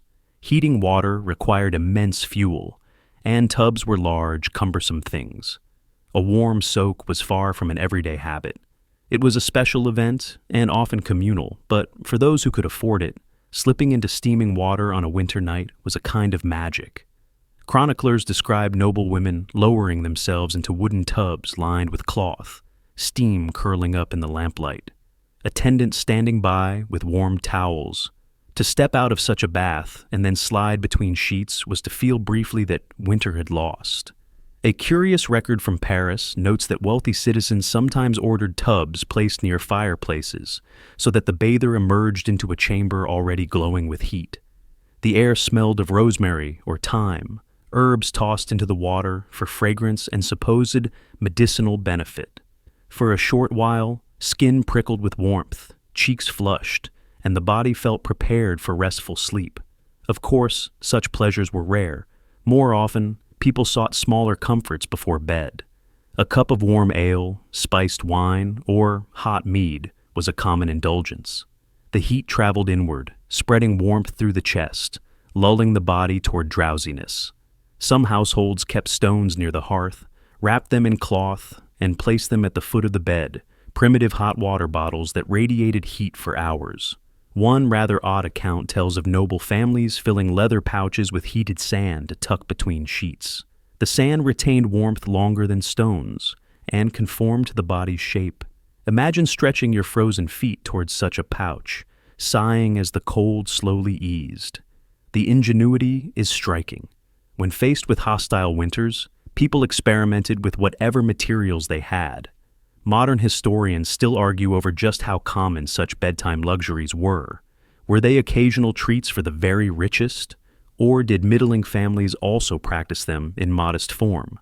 Some suggest that warming drinks and heated stones were widespread, accessible to most households. Others believe they remained rare indulgences, remembered precisely because they were unusual.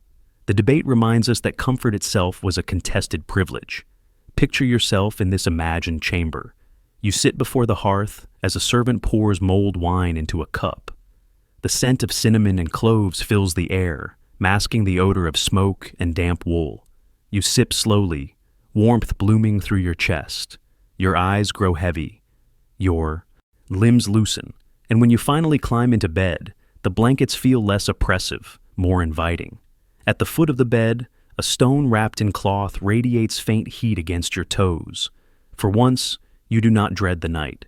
The sensory impressions are vivid, the sweet tang of spiced wine, the hiss of a log collapsing into embers, the prickling warmth of heated stone.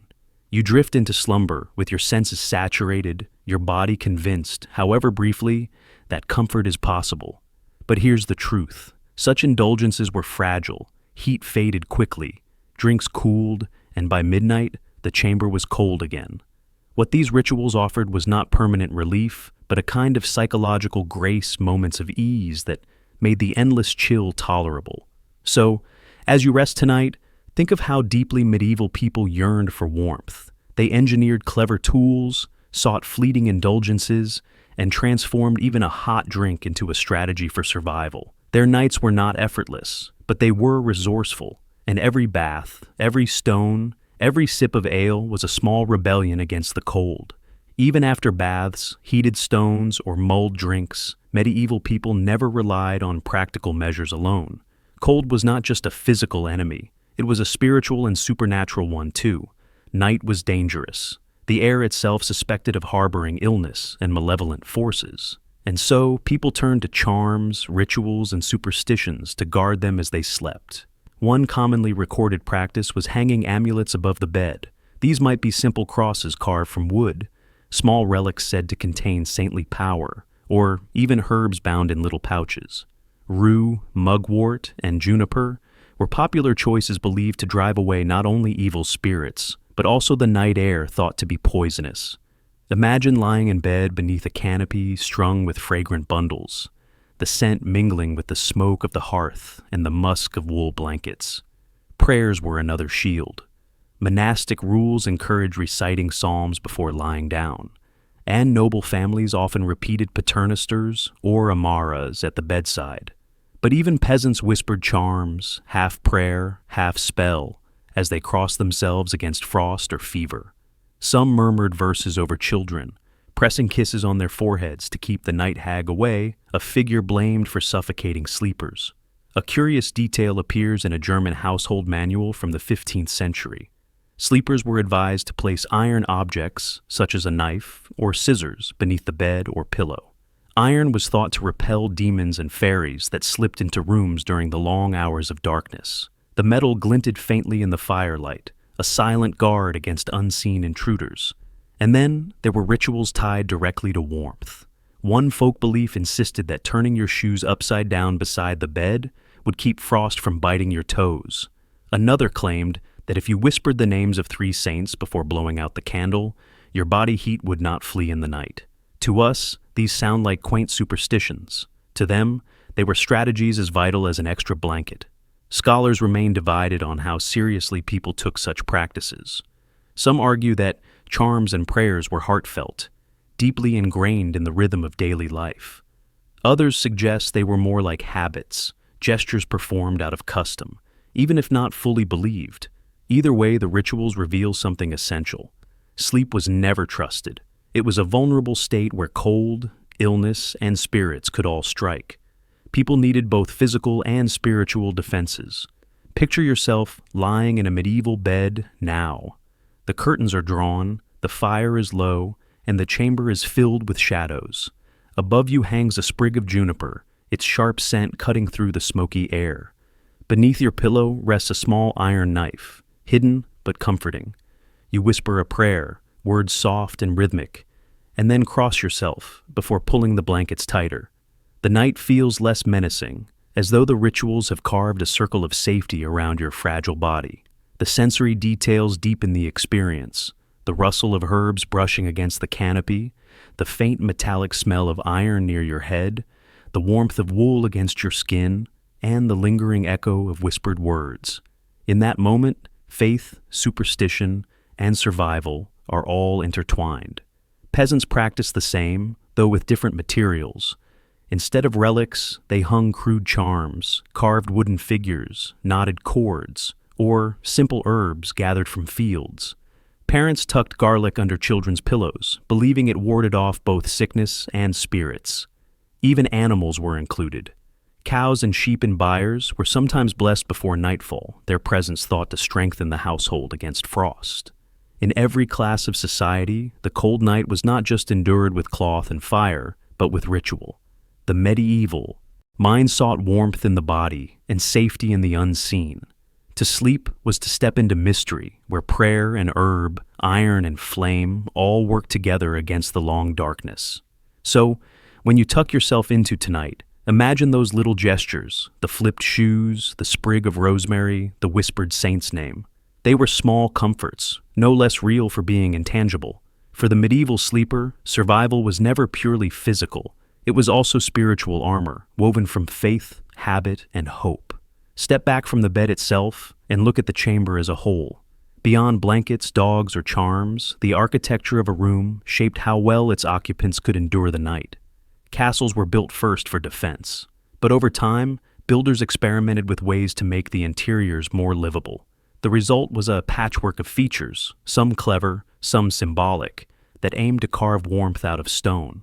One such feature was the solar, a private room often set aside for the lord and his family. Unlike the cavernous great hall, the solar was smaller, higher in the building, and easier to heat. It usually had its own fireplace, thick hangings on the walls and windows facing the sun. This wasn't luxury in the modern sense, it was strategy. By reducing the size of the room, the fire's heat had a fighting chance of lingering. Tapestries became more than decoration. Woven from wool or silk, they lined the walls with color and stories. Saints, hunts, mythical beasts. But they also served as insulation. A tapestry might be 10 or 20 feet wide, heavy enough that servants struggled to hang it. Behind it, the damp stone was hidden, and the air near the wall grew a little less icy. Step close to one, and you could even smell the lanolin of the wool, earthy and faintly comforting. Archaeological surveys show that many chambers had wooden paneling installed for the same reason.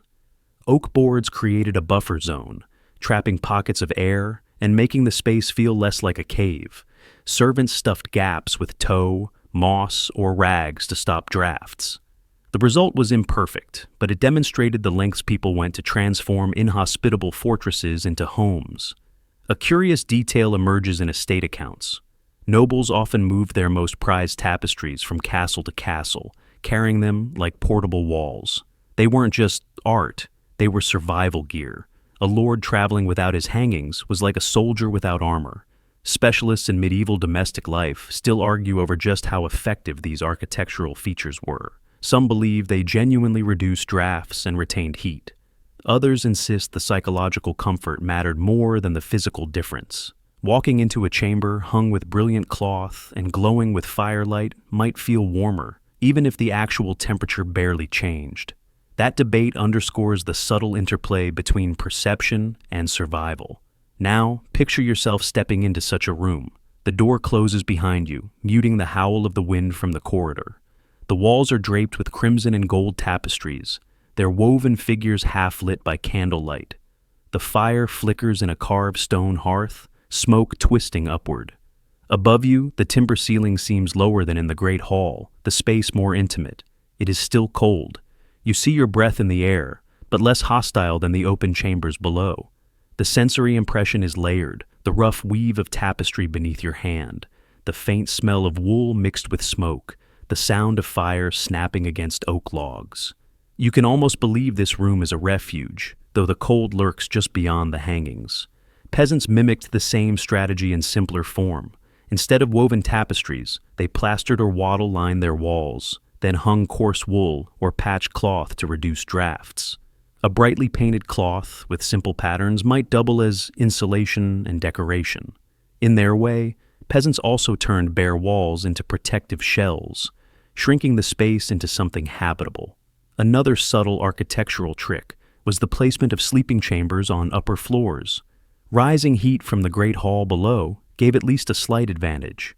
Children sometimes slept in lofts above kitchens, where warmth from ovens lingered. The arrangement was less about privacy and more about exploiting every stray degree of heat. And yet, despite all these efforts, the cold never vanished. You could only mitigate, never eliminate its grip.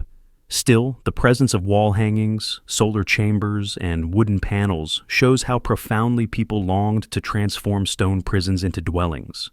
So, as you rest tonight, imagine those rooms glowing with tapestries, warmed faintly by fires, softened by wooden boards and bright cloth. They were not cozy by our standards, but they were gestures of defiance. Against the stone, against the frost, against the endless winter night, the medieval household built layers architectural, artistic, and psychological to say, this space is ours, and here, at least we will endure. Close your eyes and imagine the smell of a medieval bedroom. It wasn't the lavender-scented idol of modern linen adverts. Instead, it was a dense stew of odor, layered from the moment you walked through the heavy wooden door.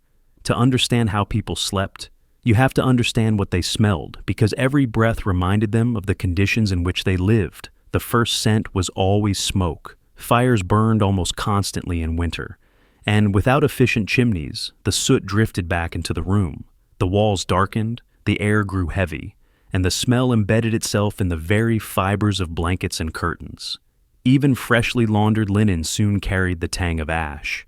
You'd lie down at night with smoke clinging to your hair, your clothes, even your skin. Next came the scent of damp wool. Blankets, cloaks, and clothing were rarely truly dry in winter. Moisture crept through stone walls, condensed on surfaces, and soaked into textiles.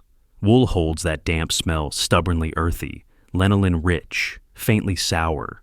Imagine pulling the covers up to your chin and inhaling fabric that felt warm but never quite fresh. Add to this the odor of straw and rushes. Floors were covered with them, beds stuffed with them, and they rarely stayed clean. Trampled by boots, soaked with spills, and colonized by mice, rushes turned musty quickly. Straw mattresses release grassy scents at first, but after weeks of use, they writhe of sweat and decay. Each shift in bed released another puff of that earthy smell into the air. One curious note in a 14th century household manual recommended sprinkling dried herbs, rosemary, lavender, or meadow, onto rushes to sweeten the chamber. For a few days it worked. The fragrance mingled with the heavier odor, masking them just enough to seem civilized. But soon the herbs wilted, crushed beneath feet, their scent fading into the background, while the sourness of old rushes returned. Then there was the human smell. Hygiene was limited, baths infrequent, and sweat constant. People slept in layers of clothing that absorbed the day's odor, leather, wool, unwashed skin. Beds shared by families or companions compounded this. Breathing the air of a medieval chamber meant inhaling the scent of other bodies, sometimes comforting, sometimes suffocating. Scholars debate just how overwhelming these smells truly were. Some argue that medieval people, accustomed to constant exposure, barely noticed. Others believe contemporaries were very much aware, which is why they valued herbs, perfumes, and incense so highly. Evidence from inventories and medical texts suggests the latter. People complained of foul air, sought remedies, and took steps to counteract it. The debate itself reminds us that smell was not secondary. It was central to the medieval experience of sleep. Now, place yourself in such a room. The fire has burned low, leaving only the bitter tang of smoke. The damp wool blanket itches your chin. Straw beneath you releases a musty breath each time you shift. The rushes on the floor rustle faintly as mice scurry through crumbs. Your companion beside you exhales, warm but heavy with sweat and ale. Above it all floats a faint trace of rosemary sprinkled days ago, now barely masking the stew of odor. The sensory reality is overwhelming. It presses into your nose and lungs, embedding itself into memory. You cough, adjust the covers, and try to breathe shallowly until sleep comes. This was normal. This was life. Peasants experienced the same, though on a smaller scale. Their cottages were filled with the smell of livestock, since animals often shared the same structure. Cows, sheep, and chickens contributed their odor, creating a pungent mixture that city travelers found unbearable, but villagers accepted as part of survival. Yet, even here, herbs were used. Bunches of mint or chamomile might hang from rafters, partly for fragrance, partly to ward off pests. For nobles, perfumes and incense occasionally improved matters. Incense burned in braziers added sweetness to the air, though it mingled oddly with smoke and damp. Perfumed oils dabbed on clothes, or linens created pockets of pleasant scent in an otherwise heavy atmosphere. But even the richest chamber could not escape the fundamental odor of medieval life. So, when you imagine sleeping in a castle, do not picture crisp linen and fresh air. Picture instead a medley of smoke, damp wool, straw, sweat, herbs, and animals. Every night, every breath reminded you of where you lived and what you endured. Smell was as much a part of medieval sleep as blankets or fire. And perhaps over time, the very familiarity of those odor brought a kind of comfort. To breathe smoke and wool and straw was to breathe home. For the medieval sleeper, scent was not only inconvenience, it was identity woven into every night's dream. After the smoke, damp wool, and musty straw, another force helped medieval people survive the night: food and drink. You might not think of supper as part of sleep, but what you ate before bed and what warmth it gave inside your body mattered as much as any blanket. In winter, households leaned on hearty pottages. Thick stews of barley, peas, and root vegetables simmered slowly in great cauldrons. These meals clung to the body, leaving a heavy fullness that made the cold easier to bear. The heat of the broth lingered in the stomach, spreading outward, convincing you that you could endure a freezing chamber a little longer. A noble household might enrich the dish with meat, spices, or cream, while peasants relied on onions, cabbage, and whatever scraps were available. One curious note in a 15th century English manuscript advises eating leeks at night because they warm the belly and chase away the chill of death. Whether or not that claim held true, it shows how strongly people linked diet with warmth and survival. A hot meal was not simply nourishment. It was insulation from the inside out.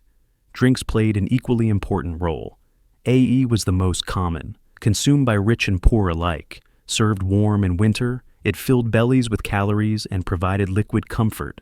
Spiced wine, or hypocure, became a noble favorite, heated gently and seasoned with cinnamon, ginger, and cloves imported from faraway lands. Imagine sipping such a drink in a smoky chamber, the aroma of exotic spices mingling with wool and ash, the sweetness burning in your throat, leaving you drowsy and warm. There's even a record from the court of Charles V of France, where the king's physician recommended hot mead at night to prevent chill from entering the bones. The idea was not far from our modern habit of drinking tea before bed, though medieval science wrapped it in humoral theory, the belief that warm, moist drinks balanced the body's inner fluids. Scholars still debate how much alcohol contributed to warmth versus simply giving the illusion of it. Some argue that ale and wine dulled perception, making sleepers believe they were warmer than they were. Others point to the real caloric benefit of these drinks, which did provide energy through long, cold nights. The truth may be somewhere in between. a mix of genuine warmth and psychological comfort. Now, imagine yourself preparing for bed. A servant hands you a wooden cup of mulled wine. The surface steams, sending waves of spiced aroma into your nose. You drink, the liquid glowing as it slips down your throat. Your body relaxes, muscles loosening, eyelids heavy.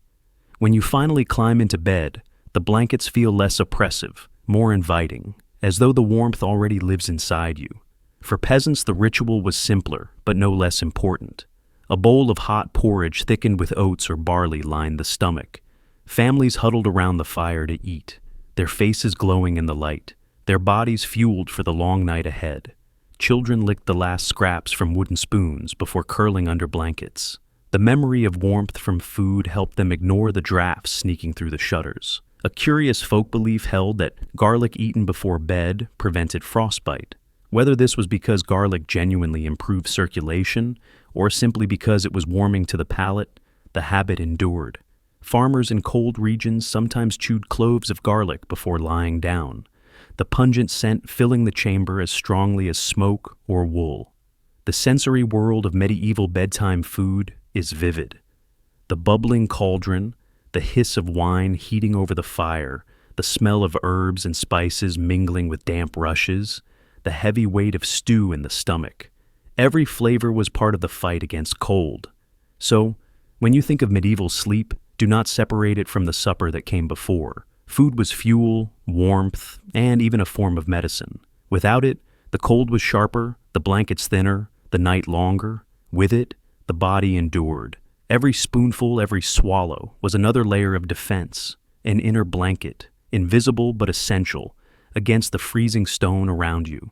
Think now of the most vulnerable people inside a medieval castle, the children and the elderly. Their bodies, less resilient to cold, often bore the brunt of winter's cruelty.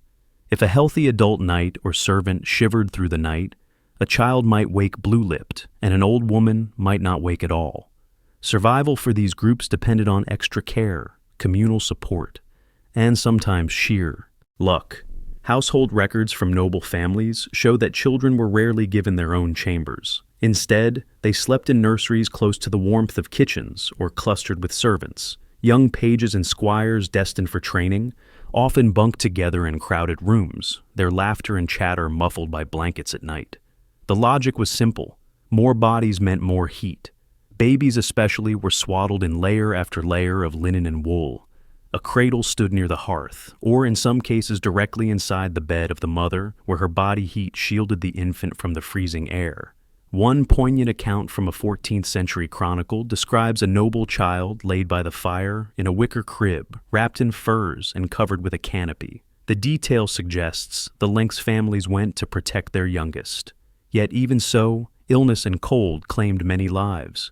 Medieval parents lived with constant fear that winter might take a child in the night. The elderly faced similar perils. Frail bodies produced less heat and tolerated fewer drafts. In peasant cottages, grandparents often slept closest to the fire, while younger adults accepted colder spots. In castles, aged relatives were placed in smaller chambers or even moved into kitchens during the coldest months. A curious letter from Burgundy tells of an elderly matron who insisted on sleeping in the bakehouse, arguing that the oven's residual warmth gave her a second youth. Medical texts of the period often advised special measures for the old and young. Physicians recommended heated stones wrapped in cloth to be placed at their feet, or mold drinks to fortify the humors. They warned that sudden chills could extinguish the flame of life, a vivid reminder of how vulnerable these groups were. Historians continue to discuss whether medieval families treated children and elders with extra indulgence or simply folded them into the same survival strategies as everyone else. Some argue that the emphasis on protecting them reflects deep compassion. Others point out that mortality rates remained high, suggesting limits to what families could realistically do. The tension between care and inevitability shaped how people viewed age and childhood. Now, imagine the scene of a winter's night in a peasant cottage. A baby lies swaddled tightly, his tiny face barely visible. A grandmother snores softly by the hearth, the faint glow of embers painting her cheeks red. Parents tuck cloaks over both, ensuring they receive the warmest spots. Children crowd together on a straw mattress, giggling until exhaustion silences them. The chamber smells of porridge, smoke, and wool, but the warmth of family togetherness lingers. In a castle, the image is different, but no less vivid. A nursemaid rocks a cradle near the fire, humming softly, while a child whimpers against the chill. Upstairs, an elderly noblewoman insists her bed curtains be drawn tight, while a servant places hot stones at her feet. She mutters prayers, clutching a rosary, fearful of the cold's creeping hand. In both worlds, the youngest and oldest require the most attention, and sometimes even that isn't enough. The sensory detail is striking. The crackle of logs as they're added to the fire, the soft rustle of swaddling cloth, the weaves of an old man adjusting under blankets. You feel the fragility in the air, as though the cold waits for a moment of weakness to strike. So when you think of medieval sleep, remember that it was not equal for all. Children and elders carried the heaviest risks, their survival dependent on the warmth provided by others. In those long nights, every blanket, every ember, every whispered prayer mattered. They remind us that medieval sleep was not only about individual endurance, but about community, the young and old, carried through winter by the care and vigilance of those around them. The cold didn't just gnaw skin and bone, it shaped how people thought about health itself. To a medieval mind, chill wasn't simply uncomfortable, it was dangerous, a force that could warp the body's inner balance and invite disease. Medicine in this era revolved around the theory of the four humors: blood, phlegm, yellow bile, and black bile, and physicians believed temperature played a vital role in keeping those fluids in harmony. Too much cold, your humors congealed, clogging the body and making you ill. Medical treatises from the 13th and 14th centuries are filled with advice on combating this problem at night. One manual suggested rubbing feet with warm oil before bed to open the pores and expel the harmful chill. Another recommended drinking heated milk with honey, claiming it soothed the stomach and kept the humors from turning sluggish. Physicians viewed warmth as medicine in itself, prescribing heat in every form: food, drink, clothing, and even proximity to others. There's a fascinating record from a French surgeon who warned that sleeping in damp chambers could breed melancholy by chilling the black bile. He advised hanging tapestries not for beauty, but for medical necessity. Imagine being told by your doctor that failing to decorate your walls properly might make you depressed. It shows how deeply climate and medicine were intertwined. At the same time, folk cures flourished. Some people believed rubbing garlic or onion on the soles of the feet before sleep prevented chills from entering the body. Others tied charms of wool soaked in wine around their wrists. A curious prescription from an English herbal advises keeping a live rooster in the bedroom to draw away the frost from man. Whether anyone truly slept with a squawking chicken nearby is uncertain, but the belief reveals just how desperate people were for remedies. Modern scholars still debate how effective medieval health practices against cold really were. Some argue that oils, heated drinks, and herbal remedies did provide modest relief, easing circulation, and offering psychological comfort. Others insist most of these treatments were symbolic, offering little real benefit beyond placebo. The disagreement continues, but what's certain is that people believed wholeheartedly in the power of these nightly rituals. Now, imagine yourself preparing for bed under such advice. You sit by the hearth while a servant massages warm oil into your feet, the smell of rosemary filling the chamber. You drink a small cup of heated wine sweetened with honey and feel it coat your throat. A spring rig of garlic rests near the bed, pungent and strange, meant to ward off frost. You climb into bed, convinced that these remedies will keep your humors balanced until morning.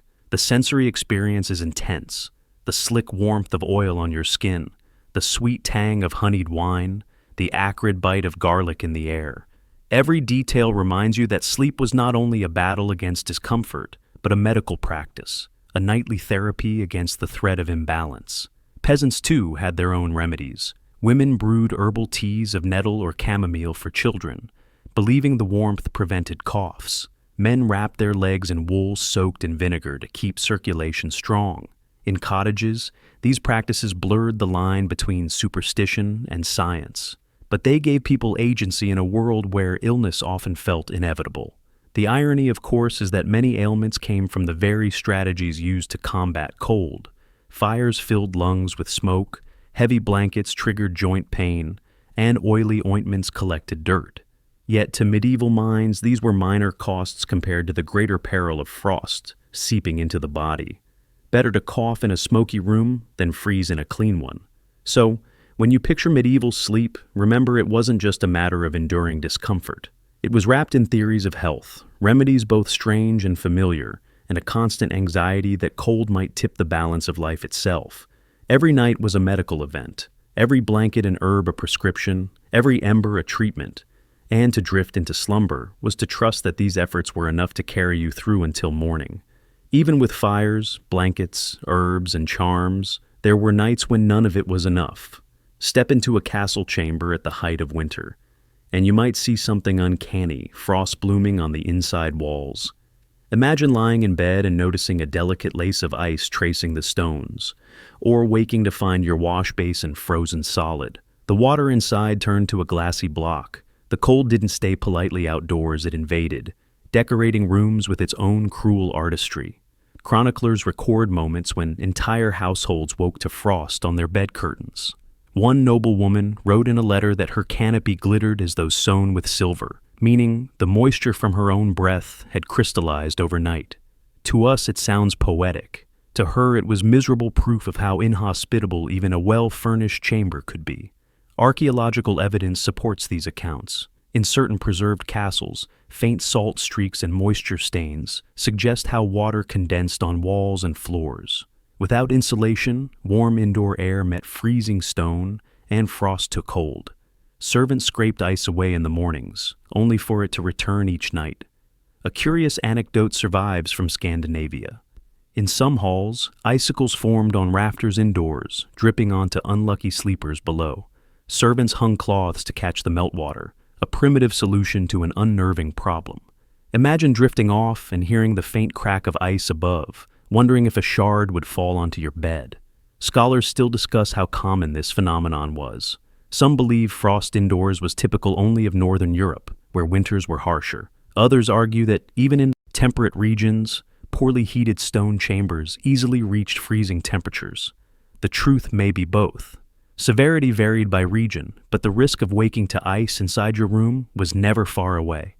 Now, put yourself in that situation. You wake in the dim gray of dawn, breath fogging in the air. The bed curtains are stiff, edged with frozen crystals. When you reach for the wash basin, your fingers touch ice instead of water. Your joints ache from the cold, and the thought of leaving the covers feels like punishment. The sensory detail is vivid. The sharp sting of frozen fabric against your skin, the brittle creak of wood shrunk by frost, the silence broken only by the faint drip of melting ice. Peasants lived with the same problem, though in different forms. In cottages, frost coated the inside of thatch and rafters, drifting down like snow during the night. Children sometimes woke with frost clinging to their hair.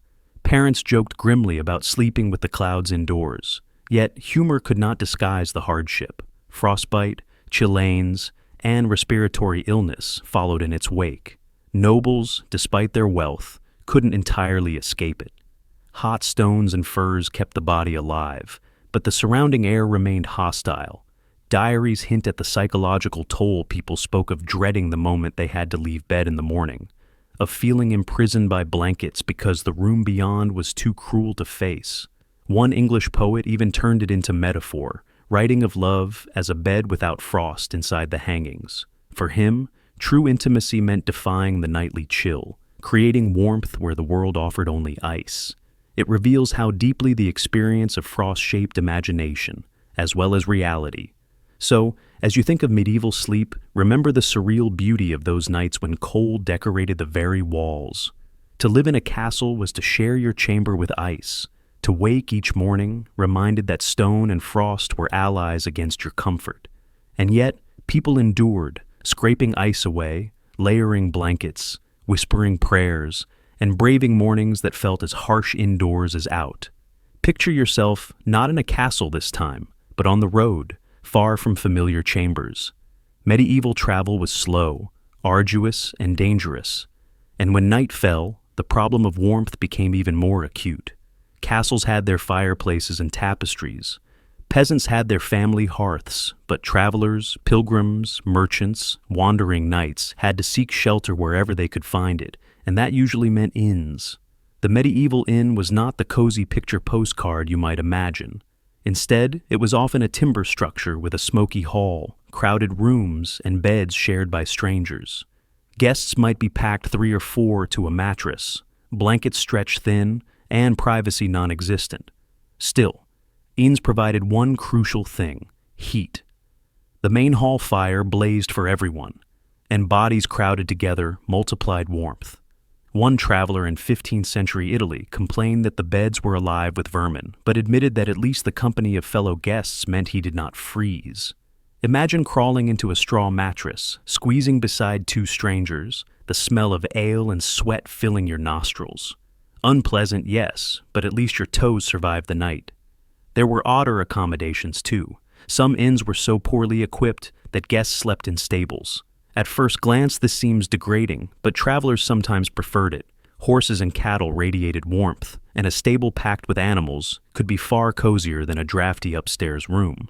Pilgrims on the Camino de Santiago occasionally wrote of choosing stalls on purpose, curling up against hay bales with livestock, their breath mingling with the animals. The odor was strong, but the heat was undeniable. In more rural areas, hospitality followed older traditions.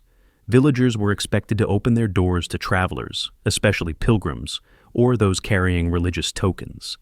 A peasant family might offer a spot by the fire or space on a straw pallet. Warmth here came not from luxury, but from generosity and closeness. You'd sleep shoulder to shoulder with strangers, listening to the crackle of a humble hearth, the smell of stew still lingering in the rafters. A curious record from a 14th century French town describes communal inns where long wooden platforms were laid out covered in straw, and dozens of travelers lay side by side, men and women alike. The idea of strangers pressed together might unsettle us today, but then it was normal. Shared warmth outweighed any awkwardness. Scholars discuss whether such inns offered more comfort than castles. Some argue yes, though crowded and unhygienic, they retained warmth better than vast noble chambers. Others point to the dangers: lice, fleas, theft, and suggest that castle life, for all its cold, at least offered safety. Both perspectives are valid. For the weary, medieval traveler, survival often meant choosing between cold isolation and crowded discomfort. Now, imagine yourself in one of these inns. You enter the hall, greeted by the roar of voices and fire. The smell of ale, smoke, and roasted meat envelops you. The space is cleared on a straw pallet, and you squeeze in beside strangers. The floor cacks, dogs bark, mugs clatter, and yet the warmth of the crowd makes your limbs relax. Later, when the hall quiets and snores replace laughter, you feel the heat of bodies pressed close, the embers glowing faintly in the hearth. It is not comfort as you know it, but it is enough. The sensory details are striking: the scratch of straw through thin linen, the heavy scent of sweat and smoke, the rhythmic breathing of a dozen sleepers. You shift, trying not to disturb your neighbor, and eventually the murmur of the inn lulls you into a shallow but necessary sleep. Even nobles faced this reality when traveling. Royal progressions required armies of attendants, and inns overflowed quickly. Records describe monarchs lodging in monasteries or commandeering entire households for their retinues. But even kings could not escape the fundamental challenge.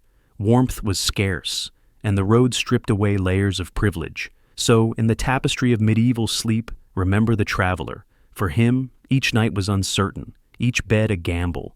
Would it be a flea-ridden pallet, a stable with horses, a stranger's cottage floor, or, if fortune smiled, a monastery guest hall? Wherever it was, the same goal remained: to trap enough warmth to see another dawn. Every household found ways to endure, but not everyone succeeded. The medieval world left behind stories, half history, half legend, of those who faced nights so cold they became the stuff of cautionary tales. To sleep in a castle was to fight an invisible enemy, and sometimes the cold one. One grim chronicle from the 13th century tells of guards posted on a castle wall in Flanders who froze at their posts during a bitter winter siege. By dawn, their comrades found them still upright, spears in hand, bodies stiff with ice. The chronicler noted it not as tragedy, but as proof of winter's cruelty, as though the cold itself were a weapon of war. Imagine the eerie sight. Men transformed into statues overnight, their watchfires long extinguished. There were softer, more personal tales as well. A letter from a noble woman in Burgundy recounts how her cousin, visiting from Italy, trembled all the night and begged for dawn, for he had never known such frost. The man survived, but the story was retold with laughter, mocking him for his weakness, while quietly acknowledging the terror of a night that seemed endless. A curious folk story from Scandinavia speaks of a bride who entered her new husband's castle, only to collapse from the shock of the cold chamber. Villagers whispered that she had been cursed by the ice spirits of the north. Whether she died from illness or simply from exposure, the tale lived on as a warning. Even noble marriages could be tested by stone walls and winter winds. Scholars remain divided on how literally we should take these accounts. Were they exaggerated for drama, turning ordinary hardship into legend? Or do they reflect real devastating losses to frostbite and hypothermia in an age without insulation? Some believe chroniclers inflated stories for moral lessons, while others see them as accurate records of a climate harsher than ours today. Now, imagine yourself hearing such tales in a great hall. The fire burns low, shadows dance on the walls, and an old retainer tells the story of a knight who perished in his sleep because he trusted too few blankets. Children listen wide-eyed, clutching their cloaks tighter. These stories serve not only as entertainment, but as warnings. Take the cold seriously, or it will take you. Even travelers' accounts sometimes carried this tone of caution. Pilgrims wrote of companions lost on mountain passes, their bodies discovered in spring, curled as if still asleep. Soldiers on campaign described comrades who never rose from their bedrolls, their cloaks stiff with frost. The line between sleep and death blurred too easily when temperatures dropped. The sensory details of such nights are chilling, the sting of frost on bare skin, the numbness creeping through fingers and toes, the dread of closing your eyes and not opening them again. To lie down in a freezing chamber was to gamble. Blankets, fires, and prayers were the stakes. Survival was the prize. But alongside these grim tales, there were also stories of endurance. Peasants boasted of winters survived in humble cottages where closeness and fire kept families alive.